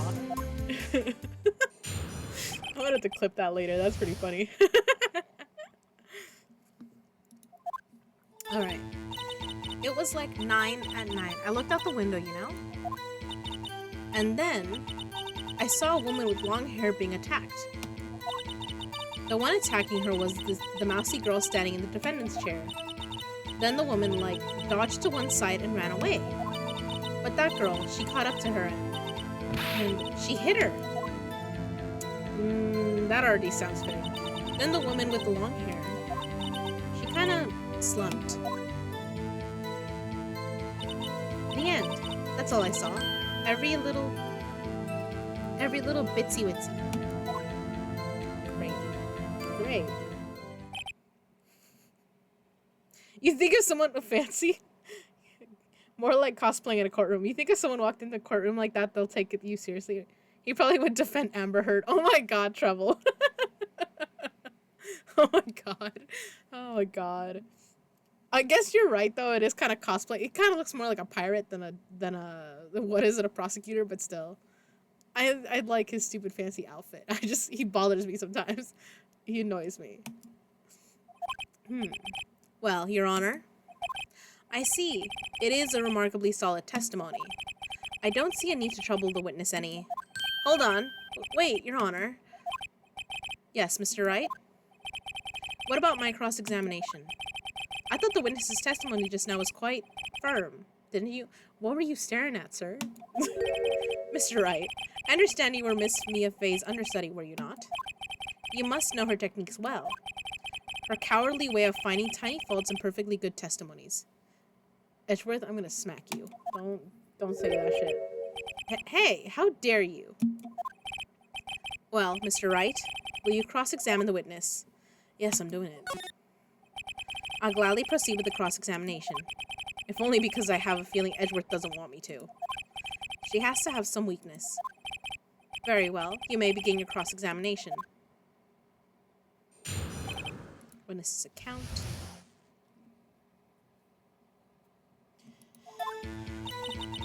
It was like 9. I looked out the window, you know? Can we ask how she knew what time it was? Why did you do that? Oh. Huh? Why? Like, why what? Why did you look out the window? Were you expecting to see something? Oh, well, gee. What, that's it? She can't get out of this question that easy. I sort of, you know... I had a feeling.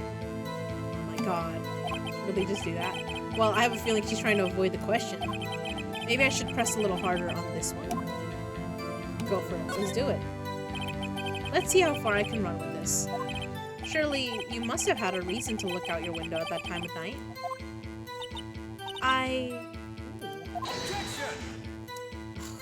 Okay. Mr. Wright, I will not have you badgering my witness. Badgering? You insist on needling her with these trivial questions. I really don't think it should be allowed. Stop him. Oh my god, the crowd noise. The poor girl. Oh my god. Order. Damn. It wasn't that serious a question. Mr. Wright, you have been warned. Poor girl. What about poor me? You looked out the window. What did you see next? Saw a woman with long hair being attacked. Do I have any evidence? Died. Conversation.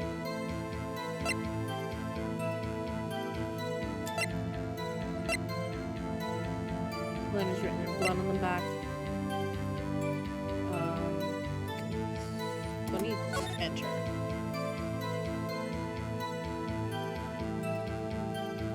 Okay.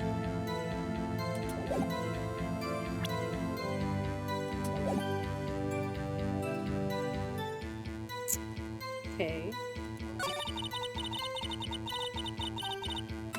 Let's... How does she know it was her?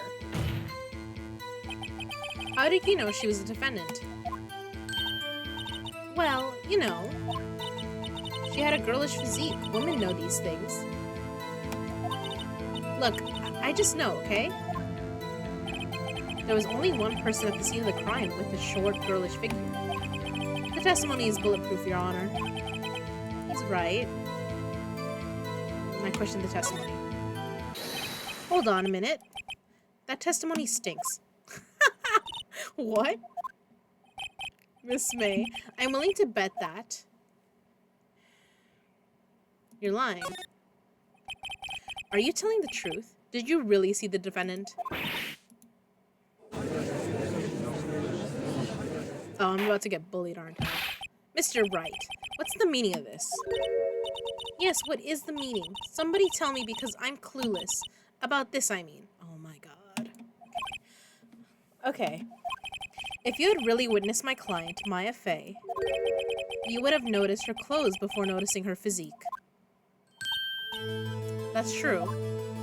Yeah. No one wears clothes like this on a daily basis, except her. And I'm no expert on fashion, but her hairdo looks far from normal to me. Yeah, I mean, if you mentioned Mia's long hair, you could have mentioned Maya's, like, updo. However, the witness's testimony mentions neither of these things. The testimony is bogus. But, what's she gonna do? Still, we don't know if she was dressed that way the night of the murder. I mean, I saw her, so I know. She was, Your Honor. I saw her, and so did Detective Gumshoe. What do you say to that, Miss May? What are you trying to say, you mean lawyer? I saw what I saw. I just didn't think all the trifling little details were necessary, darling. Miss May, the court would like to remind you to please omit nothing in your testimony. I'm sorry, Your Honor. I'll be a good girl. I promise. Your testimony again, if you would. Damn, I almost had her. Yeah, witness's account. Those physics were not necessary. I love it. Those physics were not necessary. Yeah, they weren't. I did see everything. I did. The victim, the woman, dodged the first attack and ran off to the right. Then the girl in the hippie clothes ran after her. And she hit her with that weapon. I saw it. I did. That clock. The kind of statue clock, the thinker, I think. Well, does the accuracy of my report not startle you? Yeah, it does, and that I don't think you should have been able to see it. I see. I only wish you had been so detailed from the beginning. Please begin the cross-examination. Ah, now I have the final go-ahead. Like before, when they just wanted to skip me. Damn, okay. I did. The victim, the woman, dodged the first attack and ran off to the right. Let me... What is to the right of these? No, I just want to check it. I don't want to present it. To the right. I guess it's a door, right? It's supposed to be the door. Okay.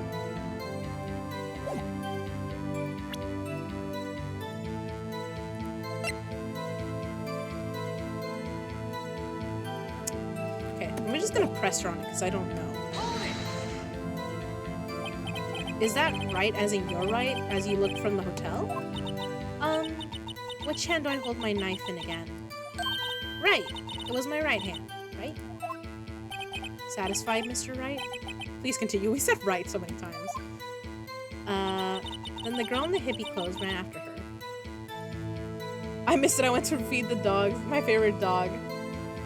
Oh, the Entei! Oops. Oh my god, I looked at the chat and I did not even notice that. Sorry. Oh my gosh, trouble. I'm sorry. Then the girl in the hippie clothes ran after her.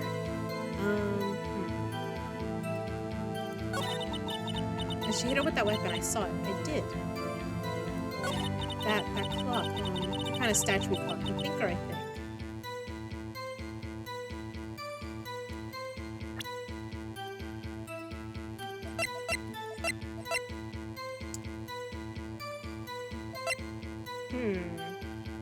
I kind of want to know how she knows it's a clock. So we're gonna press her. A clock. Didn't this come up in another testimony recently? Well, don't look so sour, Mr. Lawyer. You can't win them all. No, but I have a feeling I'm onto something now. Present. Direct flow.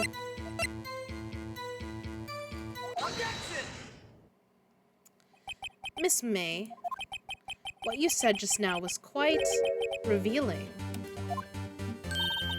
Revealing? Ooh, you'd like that, wouldn't you? Naughty Mr. Lawyer. You just said that this statue of the thinker was a clock. But there's no way of knowing that just by looking at it. Huh. Another person in much the same position as you recently called this a clock, too. And he was found guilty of murder.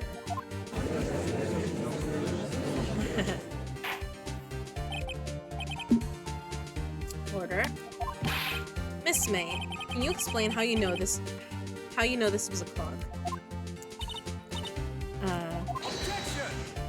Come on. The witness saw the murder with her own eyes. That's all that's important here. Is it?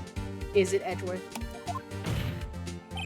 The defense is trying to confuse the issue with trivial concerns. It is not trivial at all.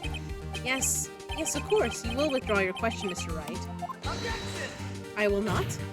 I didn't even say anything. But questions are all I have, Your Honor.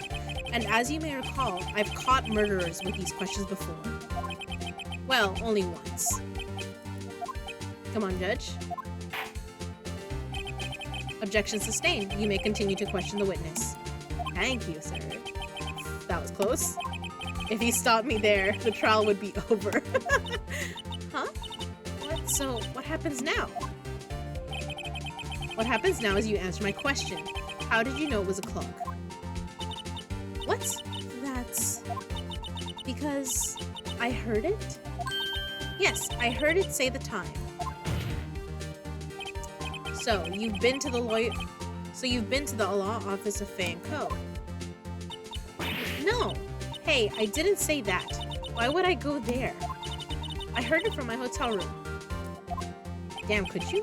The law offices of Fay & Co. where the murder took place is very close to the hotel. She could easily have heard the clock. Could she? Can we test this? Well, Mr. Wright, are you satisfied? I am not. No, Your Honor. I can't give up now. I'm not satisfied because...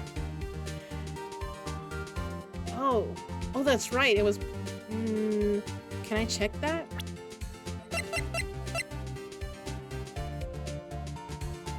Our profiles. No, that's not what I meant to look at. Okay. I forgot that was a button. Ooh. Oh, I can present this. Can I do that? It couldn't have wrong. She couldn't have heard it. I guess we don't know, but I think Maya might know if that it couldn't have rung. Okay, she couldn't have heard it. You were at the hotel. There's no way you could have heard a clock go off in the building next door. Objection! You have proof that she could not? Amateurs. Okay, listen. This is looking for a fight. Listen to me, Mr. Wright. In the courtroom, proof is everything. Without it, you have nothing. You are nothing. Edgeworth, I'm gonna punch you. Then I would like to propose a test to see if she really could have heard. Yeah, can we do that? Oh, he's gonna be great surprise. The prosecution denies your request. What the fuck? What? On what grounds? This is a trivial matter with no direct bearing on the case at hand. Indeed, objection sustained. Damn. Time to switch directions. Quick. Ready to proceed, Mr. Wright? No. I don't know. No, Your Honor. I can't give up now. I'm not satisfied because... it couldn't have run. Your Honor, members of the court... It is inconceivable that the clock in question rang. It's empty. It's broken. It's empty, right? That clock is missing its clockwork.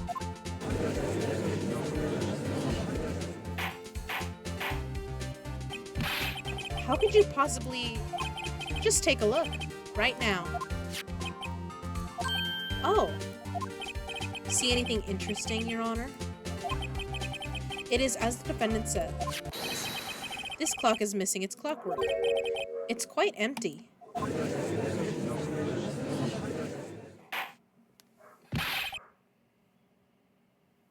Mr. Wright, would you care to explain to the court the meaning of this? It is as you can see. The clock was empty. It couldn't have rung. Therefore, this witness is a big fat liar. Fat? Yeah, that's the part she has issue with. Oop. I knocked my... Well, Miss May?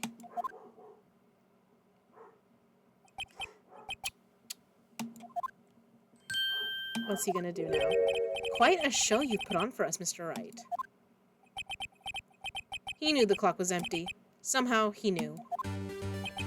I'm afraid you've forgotten one thing, however. Indeed, the clock is empty, as you say. It can't ring. However, we must ask, when was the clock removed? If it was after the witness heard the clock, then there is no contradiction. Oh, just like the previous case. When was it removed? That's true. That is a possibility. The clock might have been emptied after she heard it. And that is exactly what happened, Your Honor. Well, Mr. Wright, can you prove when the clockwork was removed? I think I can. Impossible, of course. No, I have proof. What? Yep. Wasn't it you who told me proof is everything? Well, I was listening. And now I'll show you the proof you like so much. The evidence that proves when the clockwork was removed is... Ooh, okay. It's the conversation. Take that! Take a look at this. That's a very cute cell phone. Ooh, you have a girly phone. Wait. This isn't my phone. Although, what's wrong with a girly phone? Listen, this is the defendant's cell phone, and it contains a recording. A recording of a conversation she had with the victim on the day of the murder. Yep. Lol, while something is fat on her for no reason. Those pics were so bad. We got proof, you cosplayer. I love it, Trouble. Order. The defendant's cell phone. This wasn't brought to my attention. Perhaps Detective Gumshoe overlooked it. The good detective better remember he's up for evaluation soon. I gotta say, I'm starting to feel bad for the big fella. Let's hear the conversation. I should switch to water. By the way, I told you guys that I broke my last water bottle. I got a new one. It's huge and I love it. It's metal. I could kill a man with this. For legal reasons, I could not.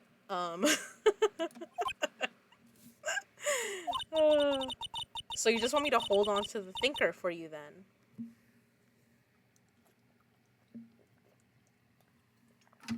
This thing is huge. It's heavy. So you just want me to hold on to the thinker for you then? If you could. I should probably tell you, the clock isn't talking right now. Huh? It's not working. That's lame. I had to take the clockwork out. Sorry.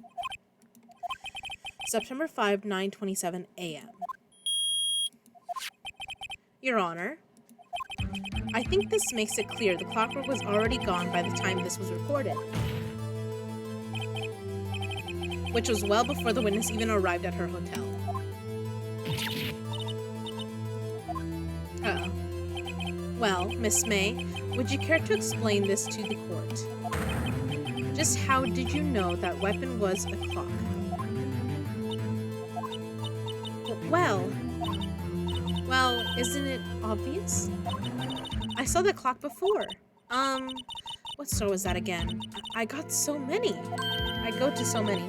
Oops, I forgot. So, the witness had seen it before. That would make sense. Except it doesn't. Does the defense have any objections, Mr. Wright? Yes.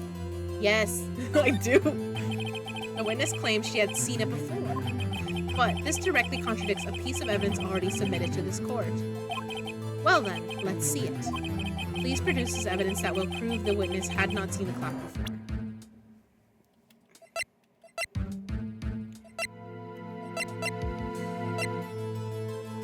It was made. It's simple. This clock was never in any store, ever. What? A friend of mine made that clock. Only 2 exist in the world. And the one that isn't here is in police custody. Impossible. Everything is sold in stores. Miss May, I think it's high time you went shopping for a better excuse. Oh, excuse is not on sale today? Ooh. Oh. She's gonna get pissed at us. Ooh. My alarm just went off for, oh my god. Alright then. Was not necessary. What's it to you, porcupine head? That stupid clock doesn't matter, okay? She did it, and she should die for it. Die. Okay, honey, relax. Well, I guess I can't say it's not that serious. Whoa, let's not get ahead of ourselves. This is a court of law, and the witness will remain calm.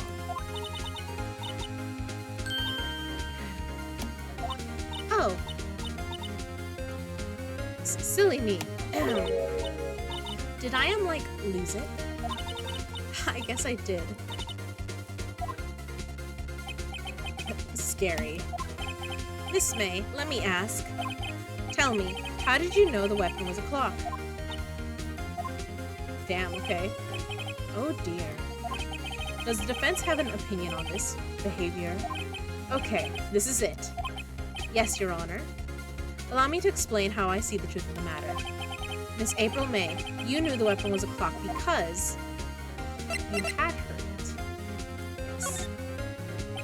The witness had never held the clock in her hand. However, she had heard that it was a clock. She heard? That is correct, Your Honor.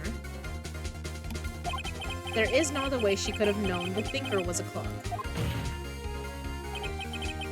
We got proof. Take that, you cosplay. Nice. Phoenix Wright is going to use that in court. Those physics, why? I don't know. There's a not to in chat. I can show you the proof. Well, this is interesting. Let's see it then. Show me evidence proving that the witness had heard the murder weapon was a clock.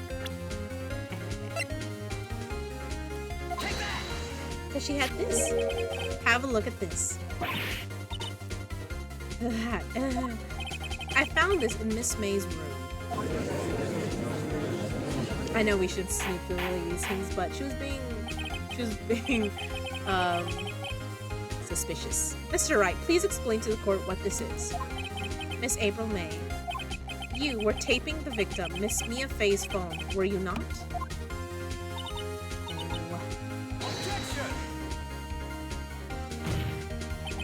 Your Honor, this is irrelevant.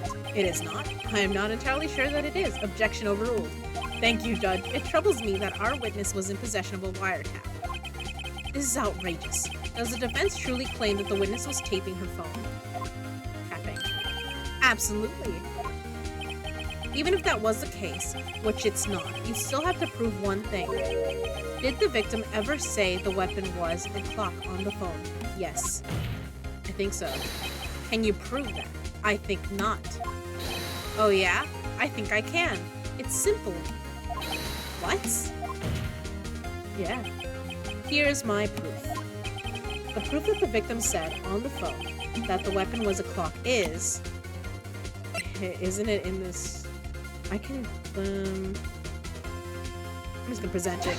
I'm pretty sure. I present the defendant's cell phone. Yes, we've seen them. Listen once more to the conversation between the defendant and the victim. Mia, what's up? You haven't called in a while. Well, actually, there's something I want you to hold on to for me. Again, what's it this time? It's a clock. It's made to look like the statue, the thinker, and it tells you the time. Miss April May, you used a wiretap to listen to this conversation. That's how you knew the thinker was a clock. Am I wrong? Objection! Oh my god, stop objecting to everything, Edgeworth. Your Honor, this is ridiculous. It is not?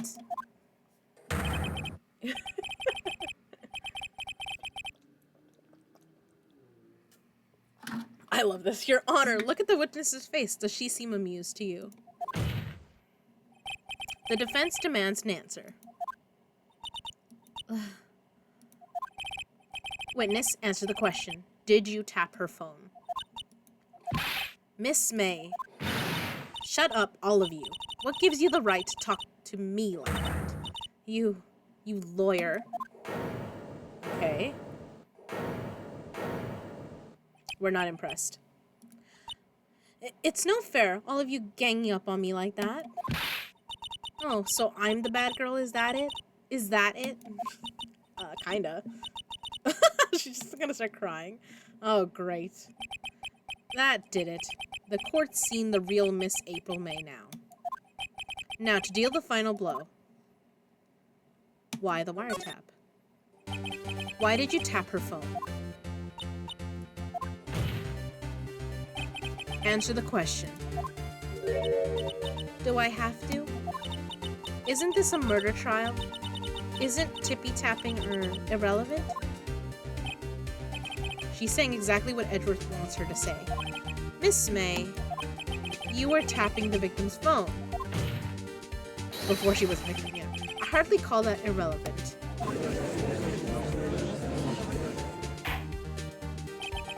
While this court does not condone the defense's tone of voice, he has a point. Well, Miss May, do you have an explanation for the court? Can you prove you had nothing to do with this murder, even though you tapped her phone? I'd like to see her pull that off. Mr. Lawyer, I saw that evil, evil grin. You were probably thinking I'd like to see her pull that off, weren't you? Okay, Miss Psychic. Damn, she's good. Well, you're not the first man who's thought that. Alright, that's a good one. And of course, I can and will. You can't be serious. No way. Way, I say. Way. Oh, and I assure you, I'm serious, Mr. Lawyer. Okay, so the killing happened around 9 at night. Why, that's just when I was getting room service from the sweet bellboy. Room service? Iced coffee, I believe it was. Iced coffee? Iced coffee, you know, like normal coffee but cold, okay? If you don't drink it quick, the ice melts and then you have regular cold coffee. Iced coffee. Think I'm making this up? Ask the bellboy. Ergo, the witness was not on the scene at the time of the murder. I mean, I wasn't really accusing her of being there. I was asking why she wiretapped. So where does that leave us? It is my great displeasure to inform you that the witness appears to have been tapping the victim's phone. I love you guys. Bet she likes the gang up. Oh my god. Trouble, and then you said I did it to myself. No, you put yourself in timeout. You know what you said. However, that is a separate crime with no bearing on the current case whatsoever. Her testimony stands. She saw the defendant, Maya Fey, commit the murder. No, they're going to let her just walk away. There's no way I can win this unless I tie Miss May to the murder somehow. Well, does the defense have anything to say? Well, come on. Think of something.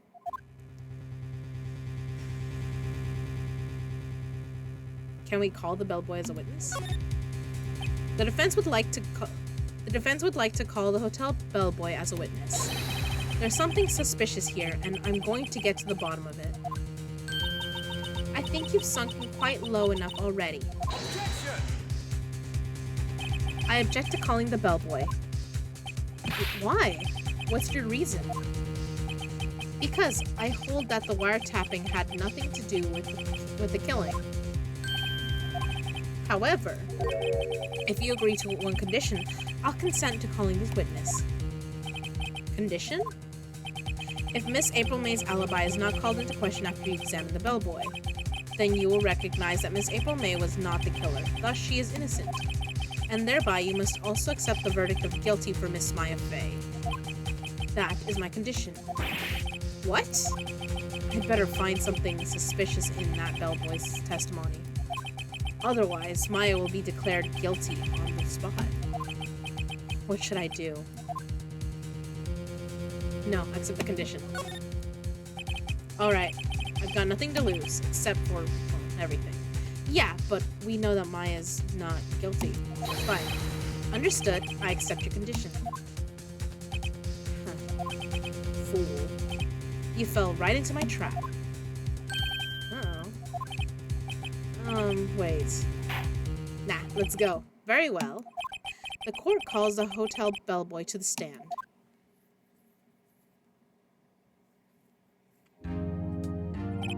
I believe we're ready for the witness to testify. He certainly does look like a bellboy. Looks like. Okay. Yes, sir. I received your summons in the middle of work, sir. I'm happy to be of service. That tea set looks rather heavy, so without further ado, the witness may begin his testimony. Very good, sir. Bro, just put it down. Why'd you bring it?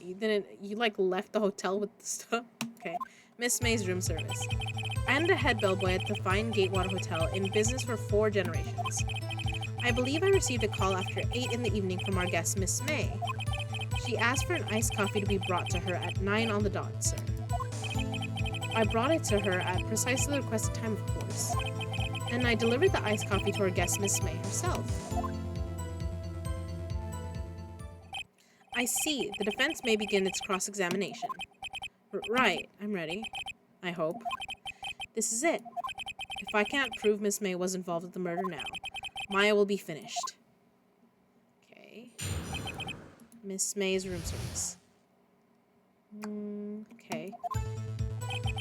I'm the head bellboy at the Fine Water Hotel in 4 generations. Let me check. I want to check something.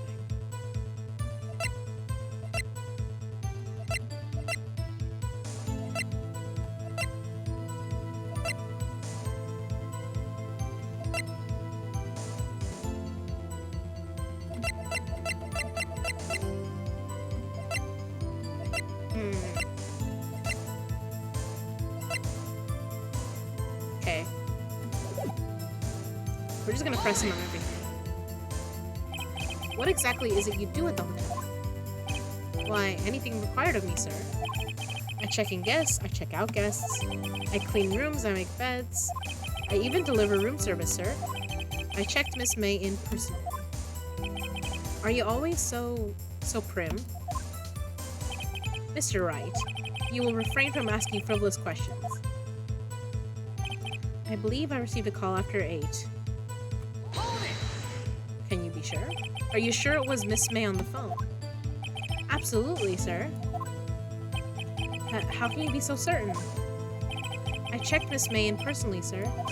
Not only did I see her in all her stunning radiance, but I also heard her voice. And then I saw them, and I... The point being, I remembered her quite well, sir. I saw them. What does that mean? As in her chest? Or... Yes, what then? Okay. What do you mean, where do we stand? How did you get your job, sir? Hi, Kirby and Super Smash. Hey, Zeno! How are you doing? I didn't... Okay. She asked for an iced coffee to be brought to her at 9 on the dot, sir. Thank you for joining us. Hello. 9 on the dot, you say? Yes, I confirmed that detail several times. She was watching a program on the TV and wished to drink after she finished. 9, the time of the murder. Okay. I brought it to her at precisely the requested time, of course. Curious. Precisely 9, then. Precisely, exactly, and most definitely, sir, 9 p.m.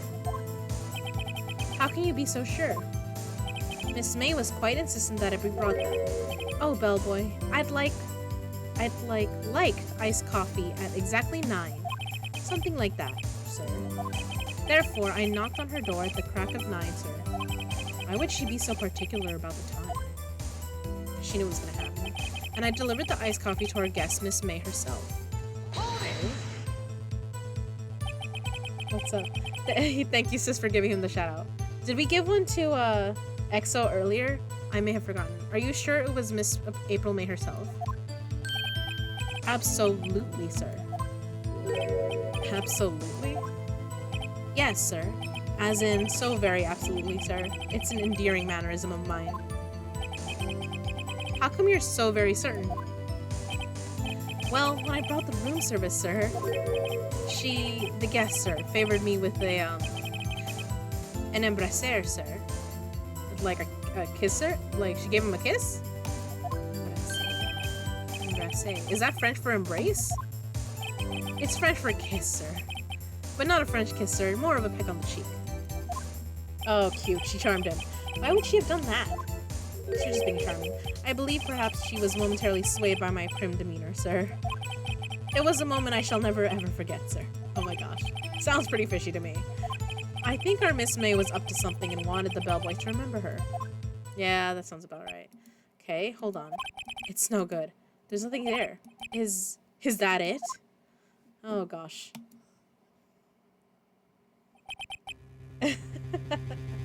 Oh yeah, thank you, sis. I forgot to put that earlier. Oh, I should have done my little silly commands. Nope, I did it wrong. And there we go. And I like this one. And then, of course... Nope. I gotta remember that it's not that one. It's this one. I fixed it, by the way. No. Didn't I? Yeah, I fixed it. Oh, yeah. Let's give Miki a shout out as well. Just can you... I'm typing it, but... If you do it faster than me, then...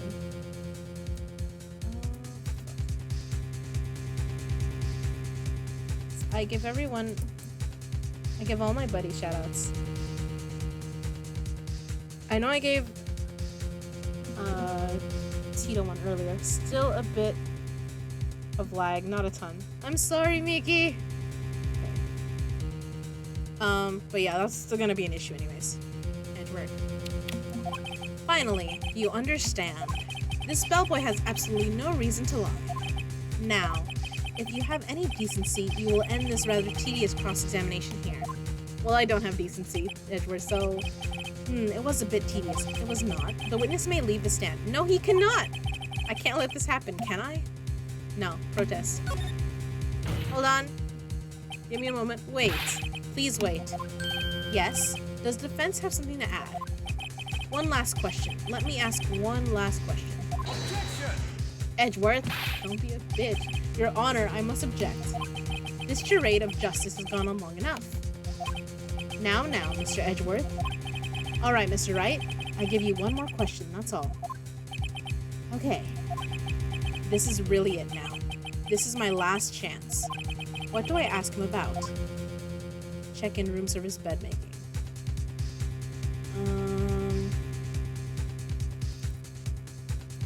Room service. Tell me again about our room service. Fuck. Again, sir?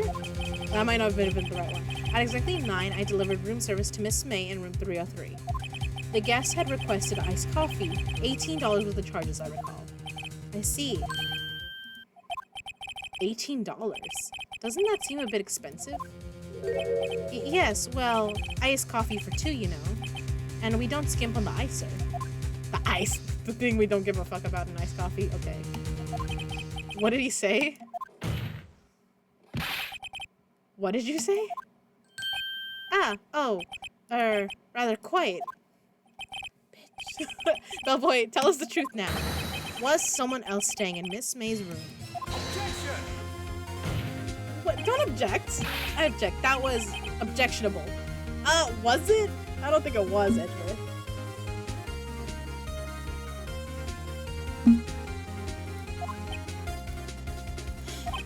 Objection overruled. The witness will answer the question. Yes, I see. Why did you not mention this in your testimony? Well, sir, you didn't ask.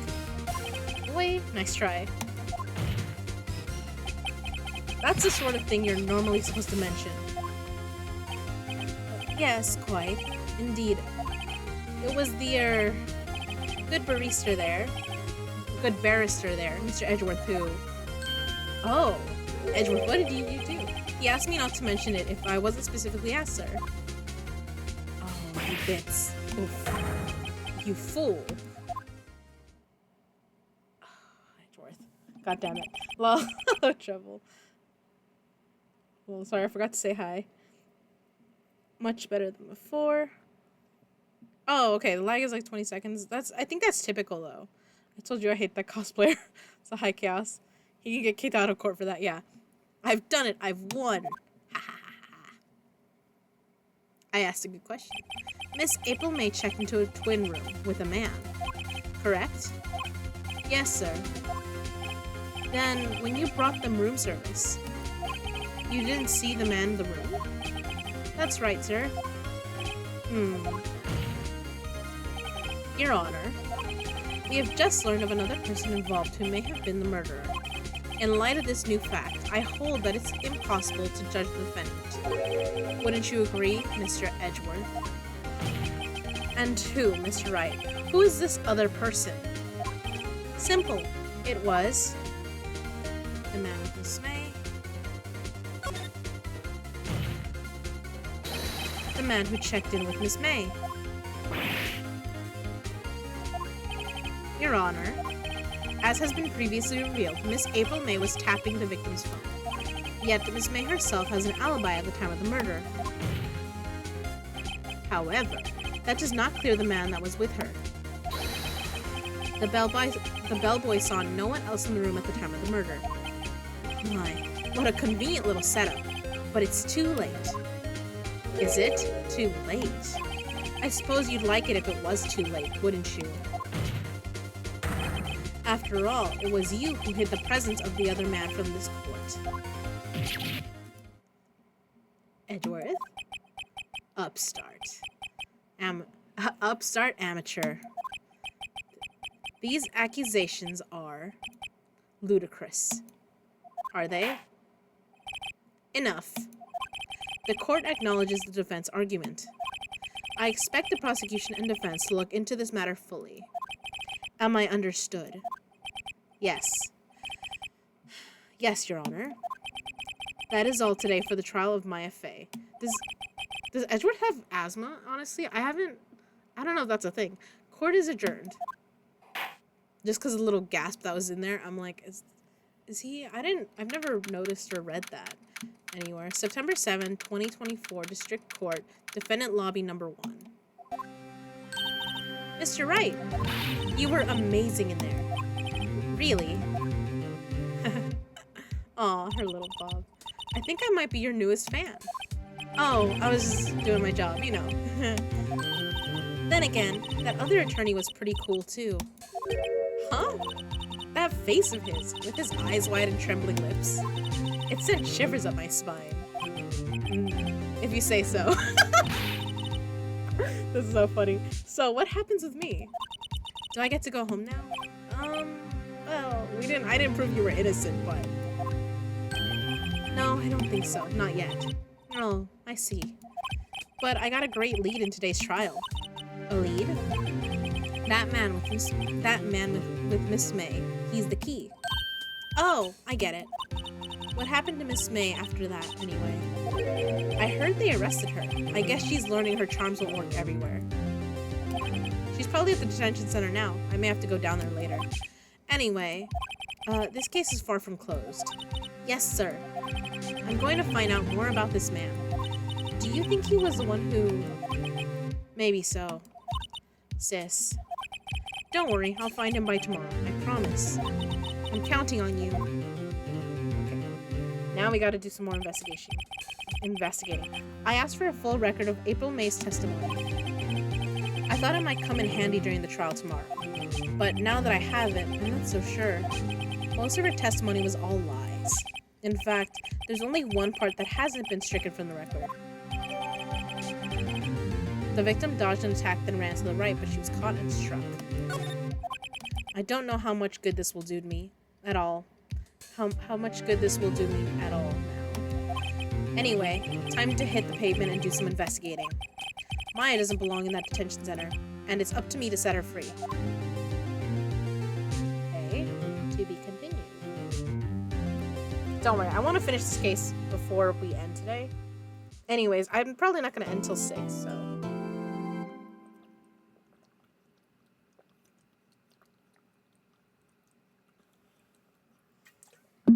Hence why I'm drinking so much water. But... Okay, let's... Okay.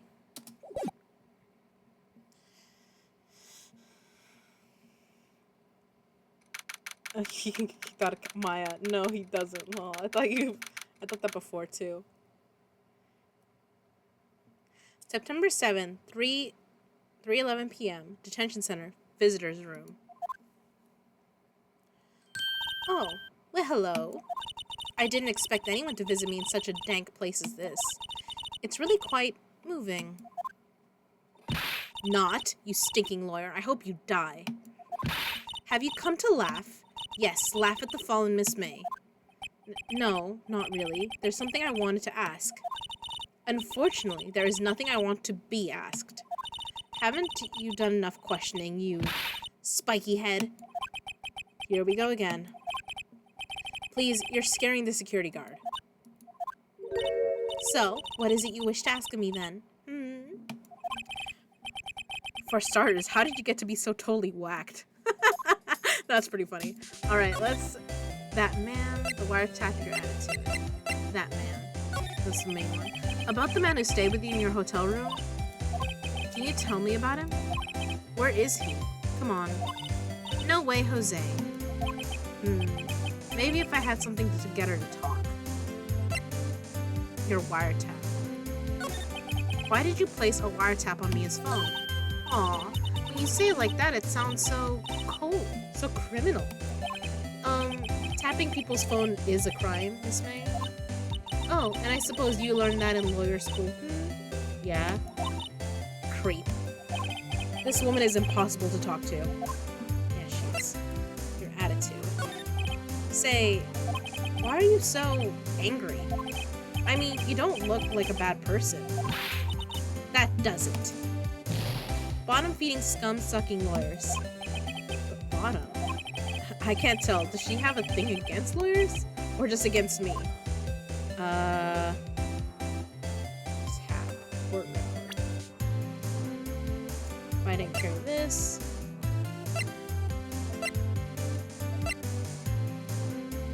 Boom. By Larry Butts.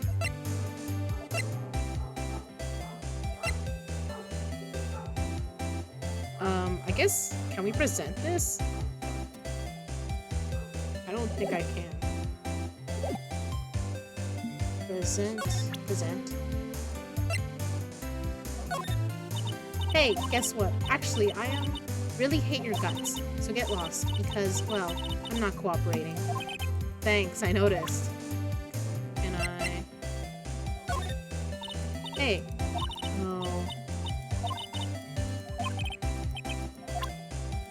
Can I use my lawyer badge at all? I think this is only helpful in one case. Nah, okay, fine. Alright, we'll just ditch her. We don't need her anyways. Okay, let's go to...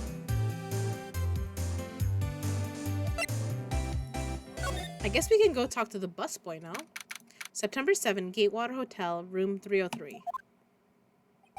Ah, welcome, sir. Quite the performance today, if I dare say so myself. Oh, thanks. Sorry for putting you on the spot like that. No, not at all, sir. Your efforts today can only help the Gatewater's rep, as I say. Huh? Rep? Yes, our reputation will swell as a hotel where the murderer used a wiretap.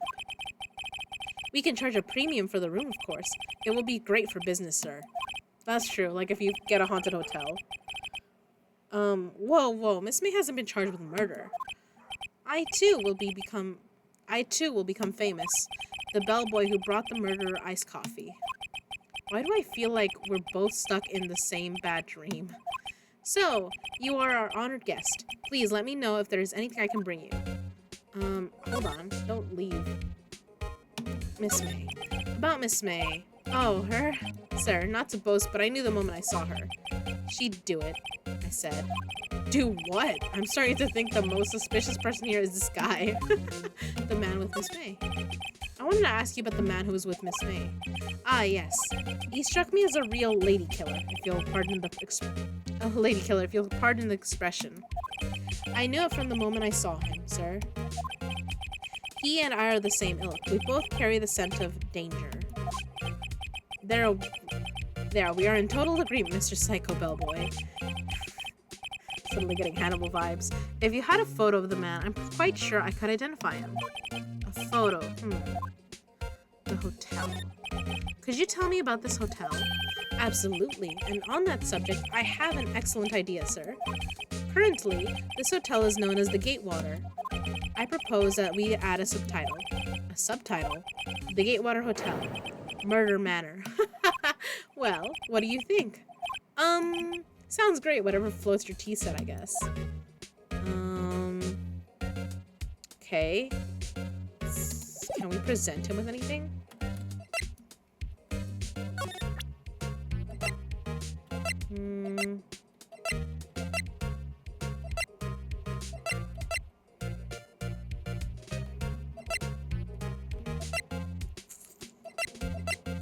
I don't think, Okay. Can we examine anything? Nice weather again today. I can see the fan. Ah, yes, we plan to install a telescope in that window, of course. Just $5 will earn you 3 minutes of a view to a kill. Just kidding, sir. By that look in his eyes, I'd say he was more than serious. Okay. Can we ask about a bottle and 2 glasses rest on the table? Why hasn't he cleaned these up by now? I beg your pardon, sir, but if you could please refrain from touching those, it's part of the decor. I call it the last drink before murder. Well, we'll be famous, the talk of the hotel industry. There's still a screwdriver stuck in that drawer. Please leave that as it is, sir. The drawer of terror, hiding place of the murderous wiretap. It is set to become one of the most popular attractions here. This guy's serious. I don't believe it. Okay.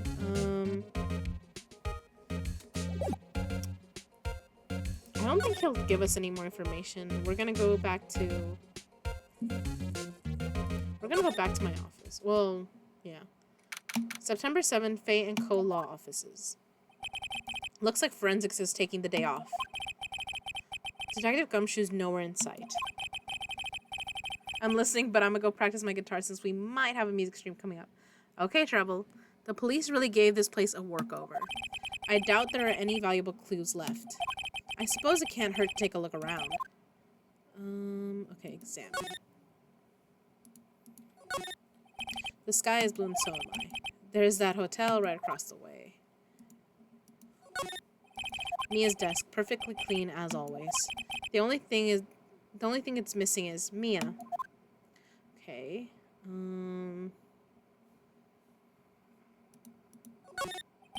Mia's favorite potted plant. I guess I'll have to water it now. What happened to the...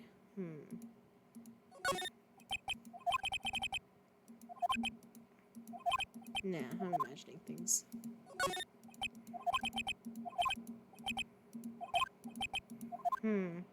Okay, I'm gonna have to...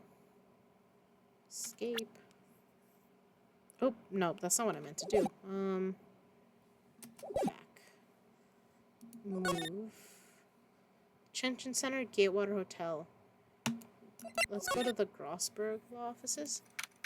September 7. Huh. Looks like Grossberg is out today. Again. Maybe he's avoiding me for some reason. What happened to the thingy? Wait a second. Wasn't there a giant painting hanging on that wall? Yeah, it was a painting of... I don't know, Marvin Grossberg, wasn't it? It wasn't a very memorable painting anyhow. What's this? Old photos. There are 2 lying here. Something's been written in pencil on the backs. DL6 Incident Exhibit A, DL6 Incident Exhibit B. Let's take a look at these. Yeah. I'm sure I've seen this person somewhere. Perhaps I'll borrow this photo. I'm sure no one will miss just one little photo, and it might be a valuable clue. I'll take it for now. Photograph quietly added. A photo lies on the desk. Maybe I should switch it with the one I took. Swap photos. I think I'll swap them. Photograph added. Ooh, okay, I get what's going on. Okay. Next space, we're gonna move to the Gatewater Hotel again. Although I feel like that other photo is probably... Oh, no. Present. Present. Take a look at this photo. That's him, detective. I'm the lawyer. Oh, I know that. I just wanted to say detective once. You know how it is. No, I don't. Without a doubt, that is the man who checked in with Miss April May. How about I write an affidavit swearing that that's him? An affidavit? This guy is way too excited about this. No, have him write it. We're gonna have him write it. Well, sure. Why not? Yes! I've always wanted to write an affidavit, sir. From henceforth, I will be known as the bellboy who swore the affidavit. Just hurry up and write it. Bellboy's affidavit. Okay. Not even Miss May can play dumb to this. Okay. Space back. Okay, we're gonna move back to the Crossberg offices to get that other picture. Actually, he's out again? Huh? No more photos on the desk. Damn. Maybe I should have taken the other one. A solid mahogany desk. Alright, we're gonna move to...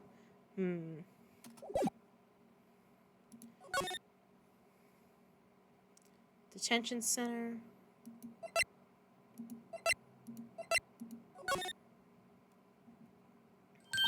You again. Can't you take a hint and stay gone? Hey, the only reason I'm back here is because you won't talk to me. Oh, so it's my fault now? You don't just have spiky hair, you also have a spiky heart. That does it. When this case is done, I'm shaving my head.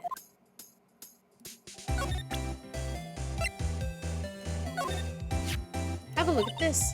Look, I've said several times I'm not telling you... Ooh, where did you... Aha, a reaction. This is him, isn't it? What? Who? When? Why? It is him. This is the man who stayed in your hotel room the night of the murder.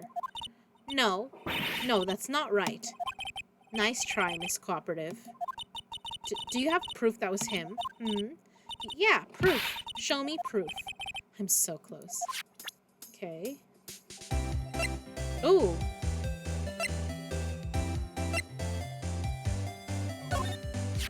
Could you have a look at this? What's that? The bellboy's affidavit. It tells us everything he saw, such as the man you checked in with, who was most definitely this guy. Now I'm getting somewhere. He's her fierce pusher hard. Not pusher. This is it. All or nothing. Time to do a little bluff. No use playing dumb, if indeed that's an act. If you don't talk, I'm taking this info to the press. What? Even though he should have been witness to murder, your little friend was missing. I'm sure the press would have a field day with his reputation. Fine, I'll talk. You win, lawyer. Yes. Man, that felt good. It's great to be alive. Why are you pumping your fist in the air? Phoenix, wow. Now, tell me about the man you were with. That man, he's my boss. Red White. Red White, the president of the information gathering conglomerate, Blue Corps. Red White. Information gathering. Well, I suppose you could call it a detective agency. So this is the man that was with you the night of the murder. I'm scared to talk. I don't want to end up like her. It's okay. I'll just ask Mr. White himself. Can you tell me where Blue Court is located? Mr. Red White. At last. Finally, a lead on this guy. If April May couldn't have done it, that leaves him. Time to take action. Bellboy's affidavit discarded. No one will believe. Okay. No, wait. I don't want the... I discarded it? Fuck.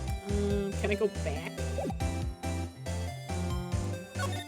Or no, can I? Well, maybe let me check if she'll talk now. Why did you place a wiretap on Mia's phone? Oh. Okay, so she didn't change that, but... Fuck.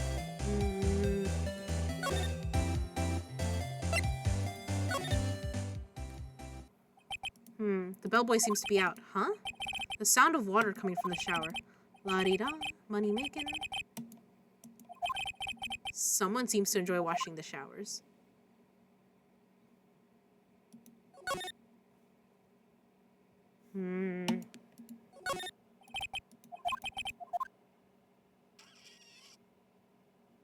Can we... Okay.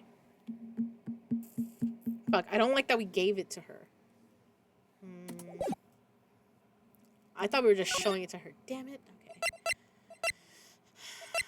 Okay, I guess we're gonna go to Blue Corps. Okay. September 7th, Blue Corps Incorporated, CEO's office. What's with the surreal decor? Welcome! Please furnish me with the title of your personage. What the? Your name. What's your name? I was just inquirably asking the title that you go by. Wright. Phoenix Wright. Inquirably. Mr. Wright, is it? Right, I see. Splendiferous. Perhaps I have intimidated you with my giantesque vocabulary. I'm an English major. Good luck. What is this guy's problem? I'm Red White, CEO of Blue Corps. You know, corporation expansion official. My business dealings bring me into contact with the elite of the elite. So, I'm afraid I am not used to conversing with a wordily challenged bitch ass. Okay. Also, if Phoenix went to like law school, his vocabulary. Have you read the fucking case files? Are so the legalese is so stupid. I've taken some classes. Like I took, what was it? I took criminal proceedings, something like that. Because it was a econ class or something. I don't remember. I took classes, and I had to read some cases, and they were very annoying. But being an English major made the legalese a lot easier to understand. Like, okay, they're saying a lot of words that don't matter. In stream of sure I'll be a Deja God. Nice, Zeno. Oh, you're starting. On my side, I'm playing Skyrim quietly.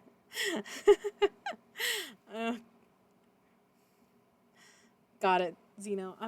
I'll lurk on your stuff. Hold on, give me a second.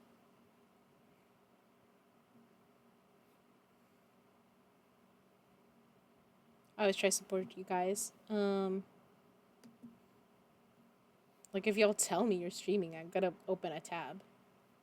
Okay. What a fruitcake. Let me guess. You are an attorney fresh out of law school, are you not? That's the only explanation for why you would come to me like this. What does he mean by that? No matter. So, what business does a mighty lawyer have with a man such as myself? Yipes. This guy's arrogance meter is off the scale. I just want to examine that first. Haven't I seen this book somewhere? Is this a replica? Ridiculosity. I have no interest in anything but originals. That's right there is a bona fide original, worth 5 million for sure. It was 3. What is with his, oh my god, this place is weird. I gotta look at it. A statue of a man holding up the world. The blue core sign certainly stands out enough. The motto for the man is, of course, Mr. White. Truly a work of art, but probably too beautatious for you to appreciate, correct? I think it's a little too beautatious for just about anyone to appreciate. An impressive lineup of trophies. Judge Special Runner-Up, Best Participation, Judges Corporation Award, Special Good Try Prize. Oh my god. The words judges and special kind of stand out. What is with these? I'm guessing this is supposed to be a desk. Oh my, this is quite the thing. It's modeled on my body, see? Bruh, why would you put that out there? Well, does its sleek rounded shirt not inspire you? Stop it, are you hitting on me? I don't like this. Okay. That's all I wanted to look at.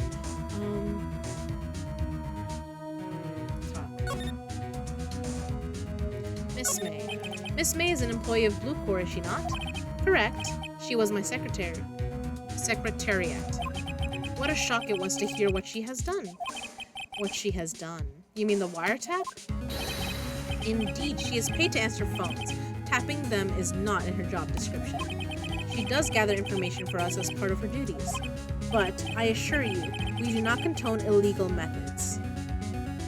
Oh gosh. It is ineffable that she would do this. Oh, I love the word ineffable, but that's because of Good Omens. It's ineffable. It sounds like he's trying to turn Miss May into a scapegoat. Night of the murder. On the night of the murder, were you in April May's hotel room? Who can say? I seldom pay attention to mundane details such as time and place. My motto is, don't worry, be happy. Oh my god. Still, Mr. White, The hotel bellboy has stated on the record that he does remember you very clearly. No matter. The bellboy can say what he pleases. I still won't talk to you. If you want me to speak, put me on the witness stand. Although I doubt you'd be capable of doing that. He raises a good question, actually. Why didn't the prosecution call him as a witness? He should have seen the same thing as April May. Oh.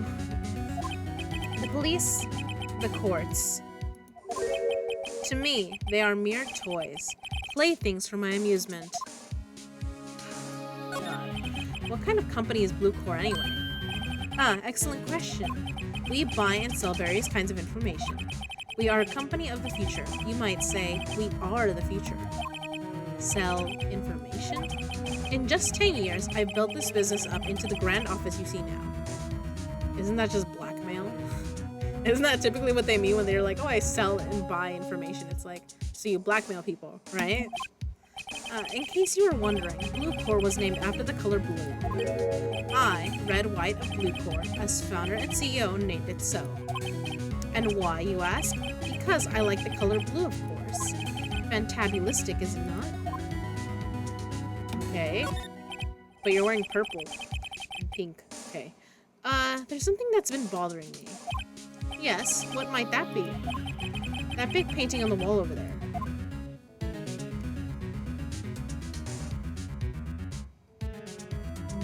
I've seen it before. You know, I've actually seen that painting before. Oh, just yesterday, actually. Your point being... My point is simple. Or rather, my question is simple. Why is that painting hanging on your wall? Mr. Wrong, was it? Right. It appears you do not fully grasp your position here. I ask again, who are you? A lawyer? No, my feeble friend. A mere lawyer. Worth nothing. Zilch, zippo, nada. Just like that sorry excuse for an attorney, Grody Burger. What? What the fuck? What just happened? He punched me. What the fuck? Well, Mr. Lawyer, what will you do, eh? Charge me with assaults? Charge away. I welcome it, for it is you who will be found guilty. Of what? Of hitting my own face? What the fuck? Heed my exposition. The police, the courts, they all do my bidding. So you say. But I wonder, is that kind of control really possible? I don't expect you to understand. It is a world beyond your comprehension. Beyond your compensation. Damn, okay. That's what he said. You came here from Grody Burgers, I presume? Mr. Grossberg's. Yes. Then you must ask him, why is this painting of his hangs here? Perhaps then he will tell you. Perhaps he will explain how a man can live life purely for personal profit. Go now. Skedaddle. There is nothing more to discuss. What a dipshit. He punched me. Okay, I'm gonna remember that. You're gonna apologize for that later, Grossberg. I just realized who this guy reminds me of, and I can't remember the person's name, though. God. The actor who plays Fiddler's Green in the Sandman show. He's the voice of the Cheshire Cat in the Alice in Wonderland, the one that had Johnny Depp in it. I don't think he's noticed me standing here. Maybe I should clear my throat? Ahem. Jumping Jehoshaphat's. Oh, you. What's wrong? You look so pensive. Like an old man at the end of his days. I'm not senile yet. I was just thinking about this whole mess. There's a cliff. No, there was. Something's really bothering him. That much is clear. Talk. I think. Today's trial. So, you came to see the trial. Yes, I did. Something was bothering me all last night, you see. Couldn't get a wink of sleep. Really?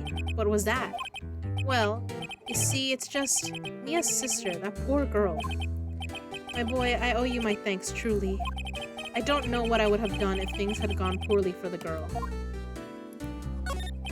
I asked before, but why did you refuse her request for defense? I think I have a right to know.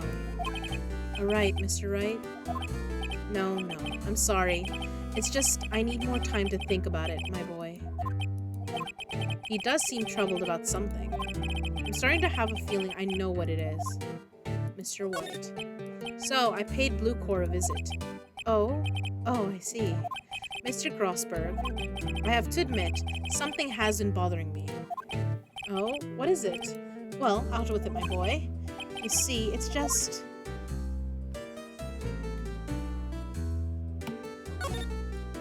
Mr. Grossberg, sir, there was a giant painting hanging right there the other day, was there not?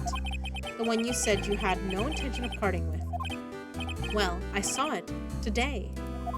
It was in the CEO's office at Blue Corp, Red White's office. So, you noticed. I suppose I should have guessed you would. It is a large painting. Mr. Grossberg, I know you and Mr. White are connected somehow. Connected, you say? Yes, and I know what it is. He's giving you information. He's blackmailing you, your lovers. Saying your lovers would be amazing. I don't think... No, that's not it. I don't think. I believe he's blackmailing you. Mr. White has something on you, doesn't he? Blackmail. I think that painting is fairly gaudy proof. Very well. This may be the chance I've been waiting for. Maybe it's time to get this off my chest so I can finally rest easy again. After all, you were Mia's understudy. Perhaps it was fate. What's he talking about? Red White is a man who makes his living through intimidation. Blue Corps is a company that excels in finding people's weaknesses, I'm afraid. I've been paying them for 15 years now. 15 years? All because of the DL6 incident, as you may have guessed. The name on the back of those photographs. As you suspected, I could not stand in defense of Maya because of this. White would have destroyed me if I did. So, that's the connection. It is hard for me to tell you this, my boy. But arresting Red White will be nigh on impossible. Impossible? Why? He has information on everyone. It gives him an iron grip. He owns judges, attorneys, prosecutors, police, and politicians. What? They are bound, unable to do harm to themselves, and therefore, to him. Don't look at me like that. What you see is nothing more than the weight of many years. God. What is a DL6 incident? DL6 is nothing more than the sorting code the police gave the case. That was 15 years ago now. I received a request from a medium. A spirit medium. A medium. Her name was Misty Faye. Faye. Indeed. She was Mia's mother.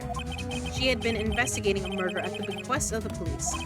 And she failed. As a result, the police called her a fraud. This is what Maya was talking about the other day. I did all I could for her, and in the end, cleared her of the wrongdoing. That murder case, however, remains unsolved to this day. That case is the DL6 incident. Reason for blackmail. Well, why were you blackmailed over this, Mr. Grossberg? The DL6 incident was top secret at the time. It made sense. The police didn't want people to know they were using a medium. They couldn't let people know. But one person found out. I told him. You told White? He offered me riches. It is an embarrassment to me now. Because I talked, the police were mocked far and wide. In secret, they began looking for the one who sold them out. Of course, White heard about it, and he came to me. Only this time, the offer was blackmail. I see. White controls the law of this country as he sees fit. Yet, if you would still challenge him, have a close look at Mia's office. Mia's office? She followed his every move for years. She may have recorded something of what she found. Okay.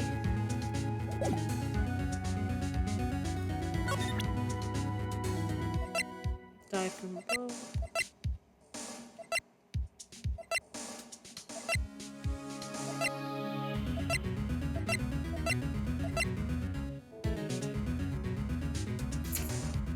I don't know if I want to give it back to him. We're gonna move to...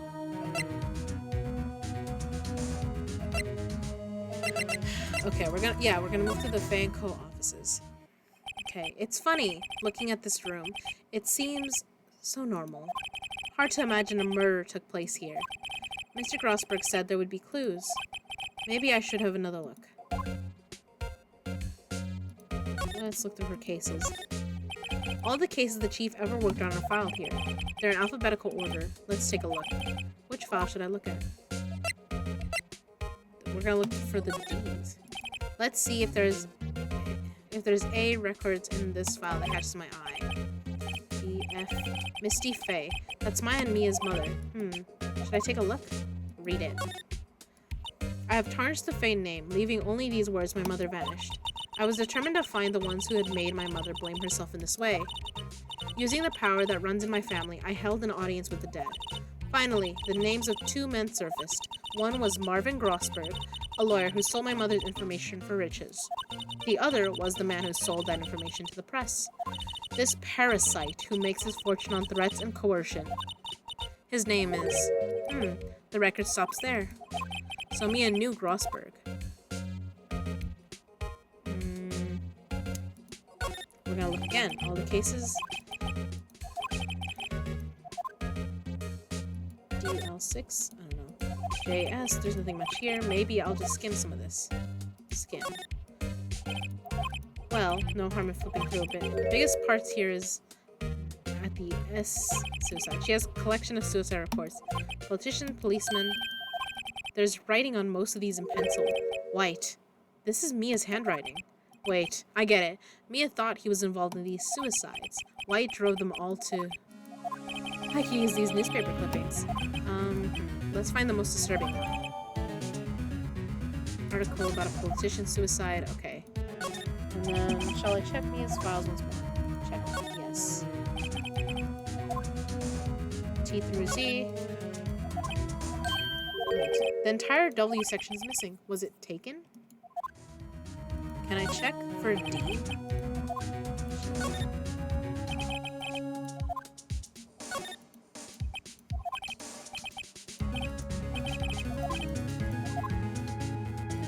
Okay, we already read that one. Okay. I'd be interested to know what it contains, but I'll leave it alone for now. Okay,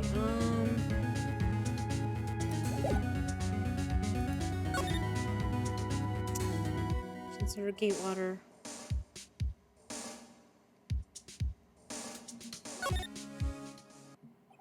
Apparently, Miss May isn't a questioning. I doubt they'll let me talk to her today. Okay. Move, then... Can I go back to the Gatewater? Okay, nothing here. I guess we'll go back to Grossberg.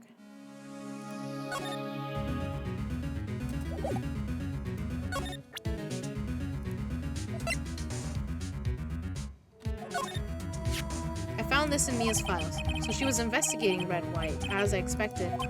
Well, if you wanted to challenge him, you could present this in court. Not a bad idea.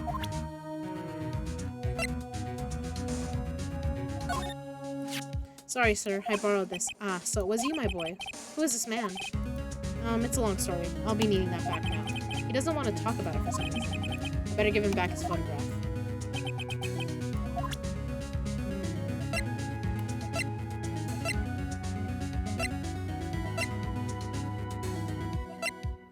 Okay.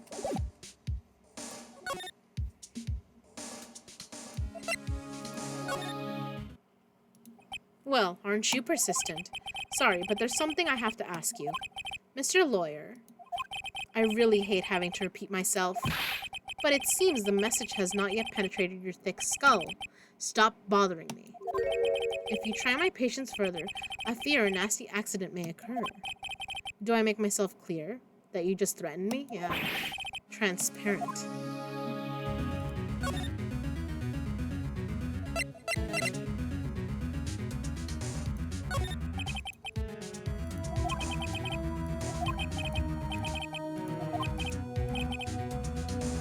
Why, yes, there's my eyes, my nose, and mouth. Of course, I jest. You need not restrain your mirth, my friend. It is okay to indulge in my cosmopolitan sense of humor. I will not think less of you. Okay, got it. Okay, so I gotta present something.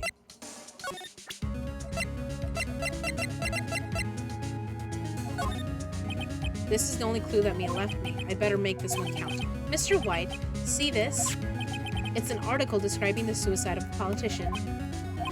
He was embezzling secret government funds. Then, one day, word got leaked to the press. The very next day, he took his own life. And this concerns me how? I found this article in Mia's office. Miss Mia. She had a file filled with articles like this. Every one of them was labeled with a single word. White. Mr. White, I know what you did to this politician. You blackmailed him. Okay, sis. Thank you for lurking. Yeah. I'll finish up soon. You were blackmailing him. Blackmail. Not just him, either. You were threatening and coercing hundreds of others. You were involved in all of the suicide cases that Mia investigated. This company is built on blackmail. I'm right, aren't I? What a bizarre accusation. Mr. Wrong. What is it that you should be doing now? Investigating me? No. I think not. You should be searching for the one who killed Miss Mia. Secretary's office. Hello? Mr. Wrong will be leaving now. Yes, sir. I'll send someone right away. Wait a second, Mr. Wright. You're right. You are absolutely right. I should be looking for the killer now. And actually, I've done better. I found him. He's sitting right in front of me. Just what are you insinuating? Mia was on to you. She was keeping tabs. For this reason, you had April May tapping her phone. Then, Mia was murdered, and all the documents about your mysteriously disappeared. So, the culprit would be... Even a child could work it out, Mr. White. You did it. Secretary's office. We won't be needing an escort for Mr. Wrong. Instead, please connect me to the public prosecutor's office. Of course, sir. One moment, please. White? That you? What are you doing calling me at a time like this? Hello, Chief Prosecutor? I've changed my mind. I want to testify tomorrow. What's this about? The Mia Fey case. I witnessed the murder, you see? And thus, as a very important witness, I would like to testify. What? Why now? I thought you said you didn't want to go to court. Quietude. I told you I changed my mind, didn't I? Oh, and one other thing.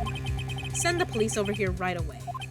The man is standing right in front of me. He looks dazed, but The man is standing right in front of me. He looks dazed, but could be violent.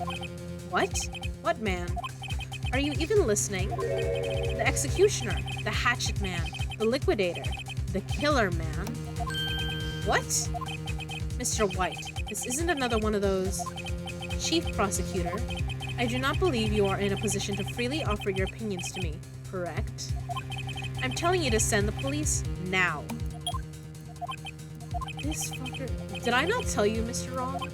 You are a mere lawyer, as was Miss Mia. How dare you?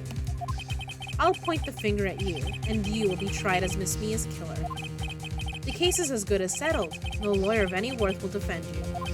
I have friends in the local lawyers association, you see? You'll be given a lawyer so stupendously inept that they make even you look competent. Oh, what an asshole. Okay, I feel faint. Did I just? Okay. Detective Gumshoe reporting, sir. Ah, Butts. Harry Butts. No, Wright, actually. Phoenix Wright, and my friend's name is Larry. Oh, right. Sorry, pal. Butts was that murderer, right? It was not. Detective Gumshoe, I present to you the man who killed Miss Mia Fey. What? Take this despicable human being into custody. Farewell, Mr. Wrong. This little... September 8, 3:37 p.m. Detention Center. Visitor's room. Oh, I'm fucked. I can't believe it's only been a day since the first trial. My trial begins tomorrow. White's going to set a trap for me. And the prosecution will be in on it, of course. Edgeworth included. An attorney was assigned to me by the state yesterday. I refused. I had an idea. Wright. Mr. Wright. Oh Oh, Maya. Great. They let you out of detention. Just now, yes. It's all thanks to you. Now I'm afraid we've switched places. What? You mean you... Aw. Now I gotta explain. I explained what happened to Maya. I don't believe it. How many people does that man need to destroy before he's satisfied? My mother, my sister, and now you. This has gone too far. Mr. Wright, please tell me, is there anything I can do? Well... Cheer me on in court, right? Well, you could cheer for me in court. Cheer for you? You mean like a cheerleader? Yeah, like that. Alright, leave it to me. Huh? I better go get a uniform and some pom-poms. No, we're kidding. Wait, what? I'm kidding. It was a joke. No way. No, really, I was kidding. But thanks, it's good to know you're on my side. And there really isn't anything you can do for me anyway. But I can't just sit here and do nothing. I've got to give that man a piece of my mind. Just a piece? Okay. Then, come to the trial tomorrow. Okay, I'll be there. I'll show them a thing or two. Thanks. Oh god. At least we got her to help. Times may change, yet with crime it's the same old story. In fact, it's gotten worse. Lengthy court proceedings are no longer realistic. Beginning a few years ago, a limit of 3 days was put on initial court trials. Almost all finish in a day, most with a guilty verdict. I never thought I would end up in the defendant's chair myself for this case. With the true culprit appearing as a star witness. This is it. Tomorrow, it's me or him.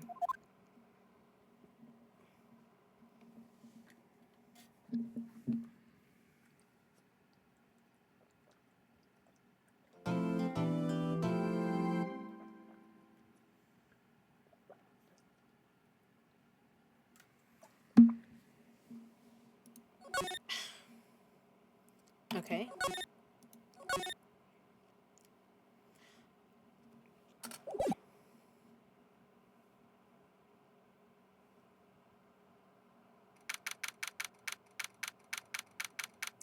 September 9, 9:52 a.m., District Court, Defendant Lobby Number 1.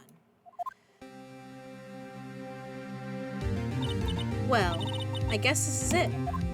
Yeah. One way or another, this case gets decided today. Phoenix, look! Edgeworth? Prosecutor, Edgeworth. I received a call from the Chief Prosecutor's office yesterday. I was told that whatever Mr. White says today, it will be the absolute truth, no matter how you try to attack his testimony. If I raise an objection, I have it on good faith that the judge will listen to me. What? Does White have the judge in his What? Does White have the judge in his pocket too? So, you're saying I'm going to be guilty. End of story? I will do anything to get my verdict, Mr. Wright. Anything. Why? Why? How can you torment an innocent person like this? Innocent? How can we know that? The guilty will always lie, to avoid being found out. There's no way to tell who is guilty and who is innocent. All that I can hope to do is get every defendant declared guilty. So I make that my policy. Edgeworth. You've changed. Phoenix, you know him? Don't expect any special treatment, Phoenix Wright. Phoenix. Well, court will be starting soon. What? But wait, your defense attorney isn't even here yet. They're not... I'll be defending myself. What? Okay, let's do this. September 9, 10 a.m. District Court, Courtroom Number 1.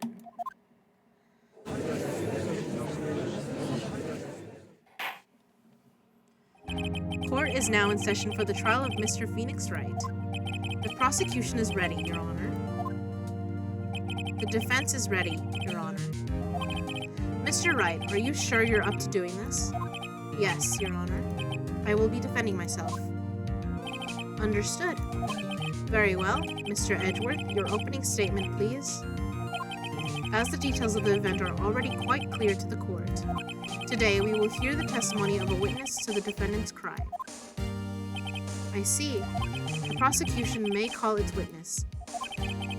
That went far too smoothly. Why didn't the judge ask Edgeworth why his witness didn't testify before? It's like he already knows why. If anyone's going to raise an objection about this, I suppose it's me. Mr. Edgeworth, you owe an explanation to the court. Why didn't this witness testify in the trial against Miss Maya Fey? I'm ever so sorry. Mr. White is a busy man, and besides, at the time, I thought that Miss May's opinion was all that would be needed. Again, my sincerest apologies to the court. Excellent, Mr. Edgeworth. I appreciate your demeanor. Oh, I want to smack him. Great. He gets to show off, and I get nowhere. I would like to call Mr. Red White to the stand.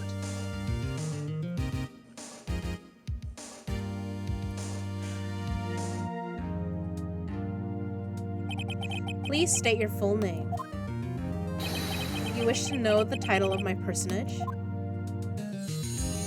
Oh my god, he glitters. Your name? Yes, that is what I said. Oh dear, do my locutions confuse? Name. These two are great together. My name is Red White, but my friends call me Blanco Nino. Or Nino, I guess. I am the CEO, or to use a more common term, the president of Blue Corps. Did you know the victim, Miss Mia Fey? That would be a negatory. No, I did not. Oh god, so he's fully lying. You were at the Gatewater Hotel the night of the murder. Correct. And you witnessed the murder from there.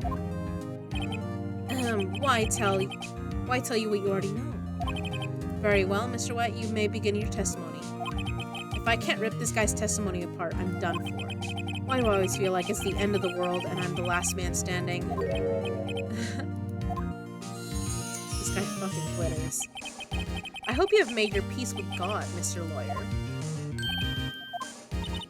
Let him have it, Phoenix. Yeah. Gonna push you on everything.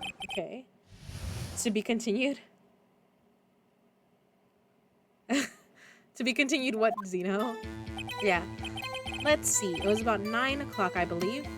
I was quietly crucifying, that's reading to you some papers by the window. Then I heard a bedlam coming from outside. Surprised, I turned to look at the building across the way. It was then I saw him, a spiky-haired man attacking a woman with long hair. Needless to say, that man was none other than you, Mr. Lawyer. I called Miss May over at once. She, too, was flabbergasted, of course. The victim, she ran away, but you gave chase.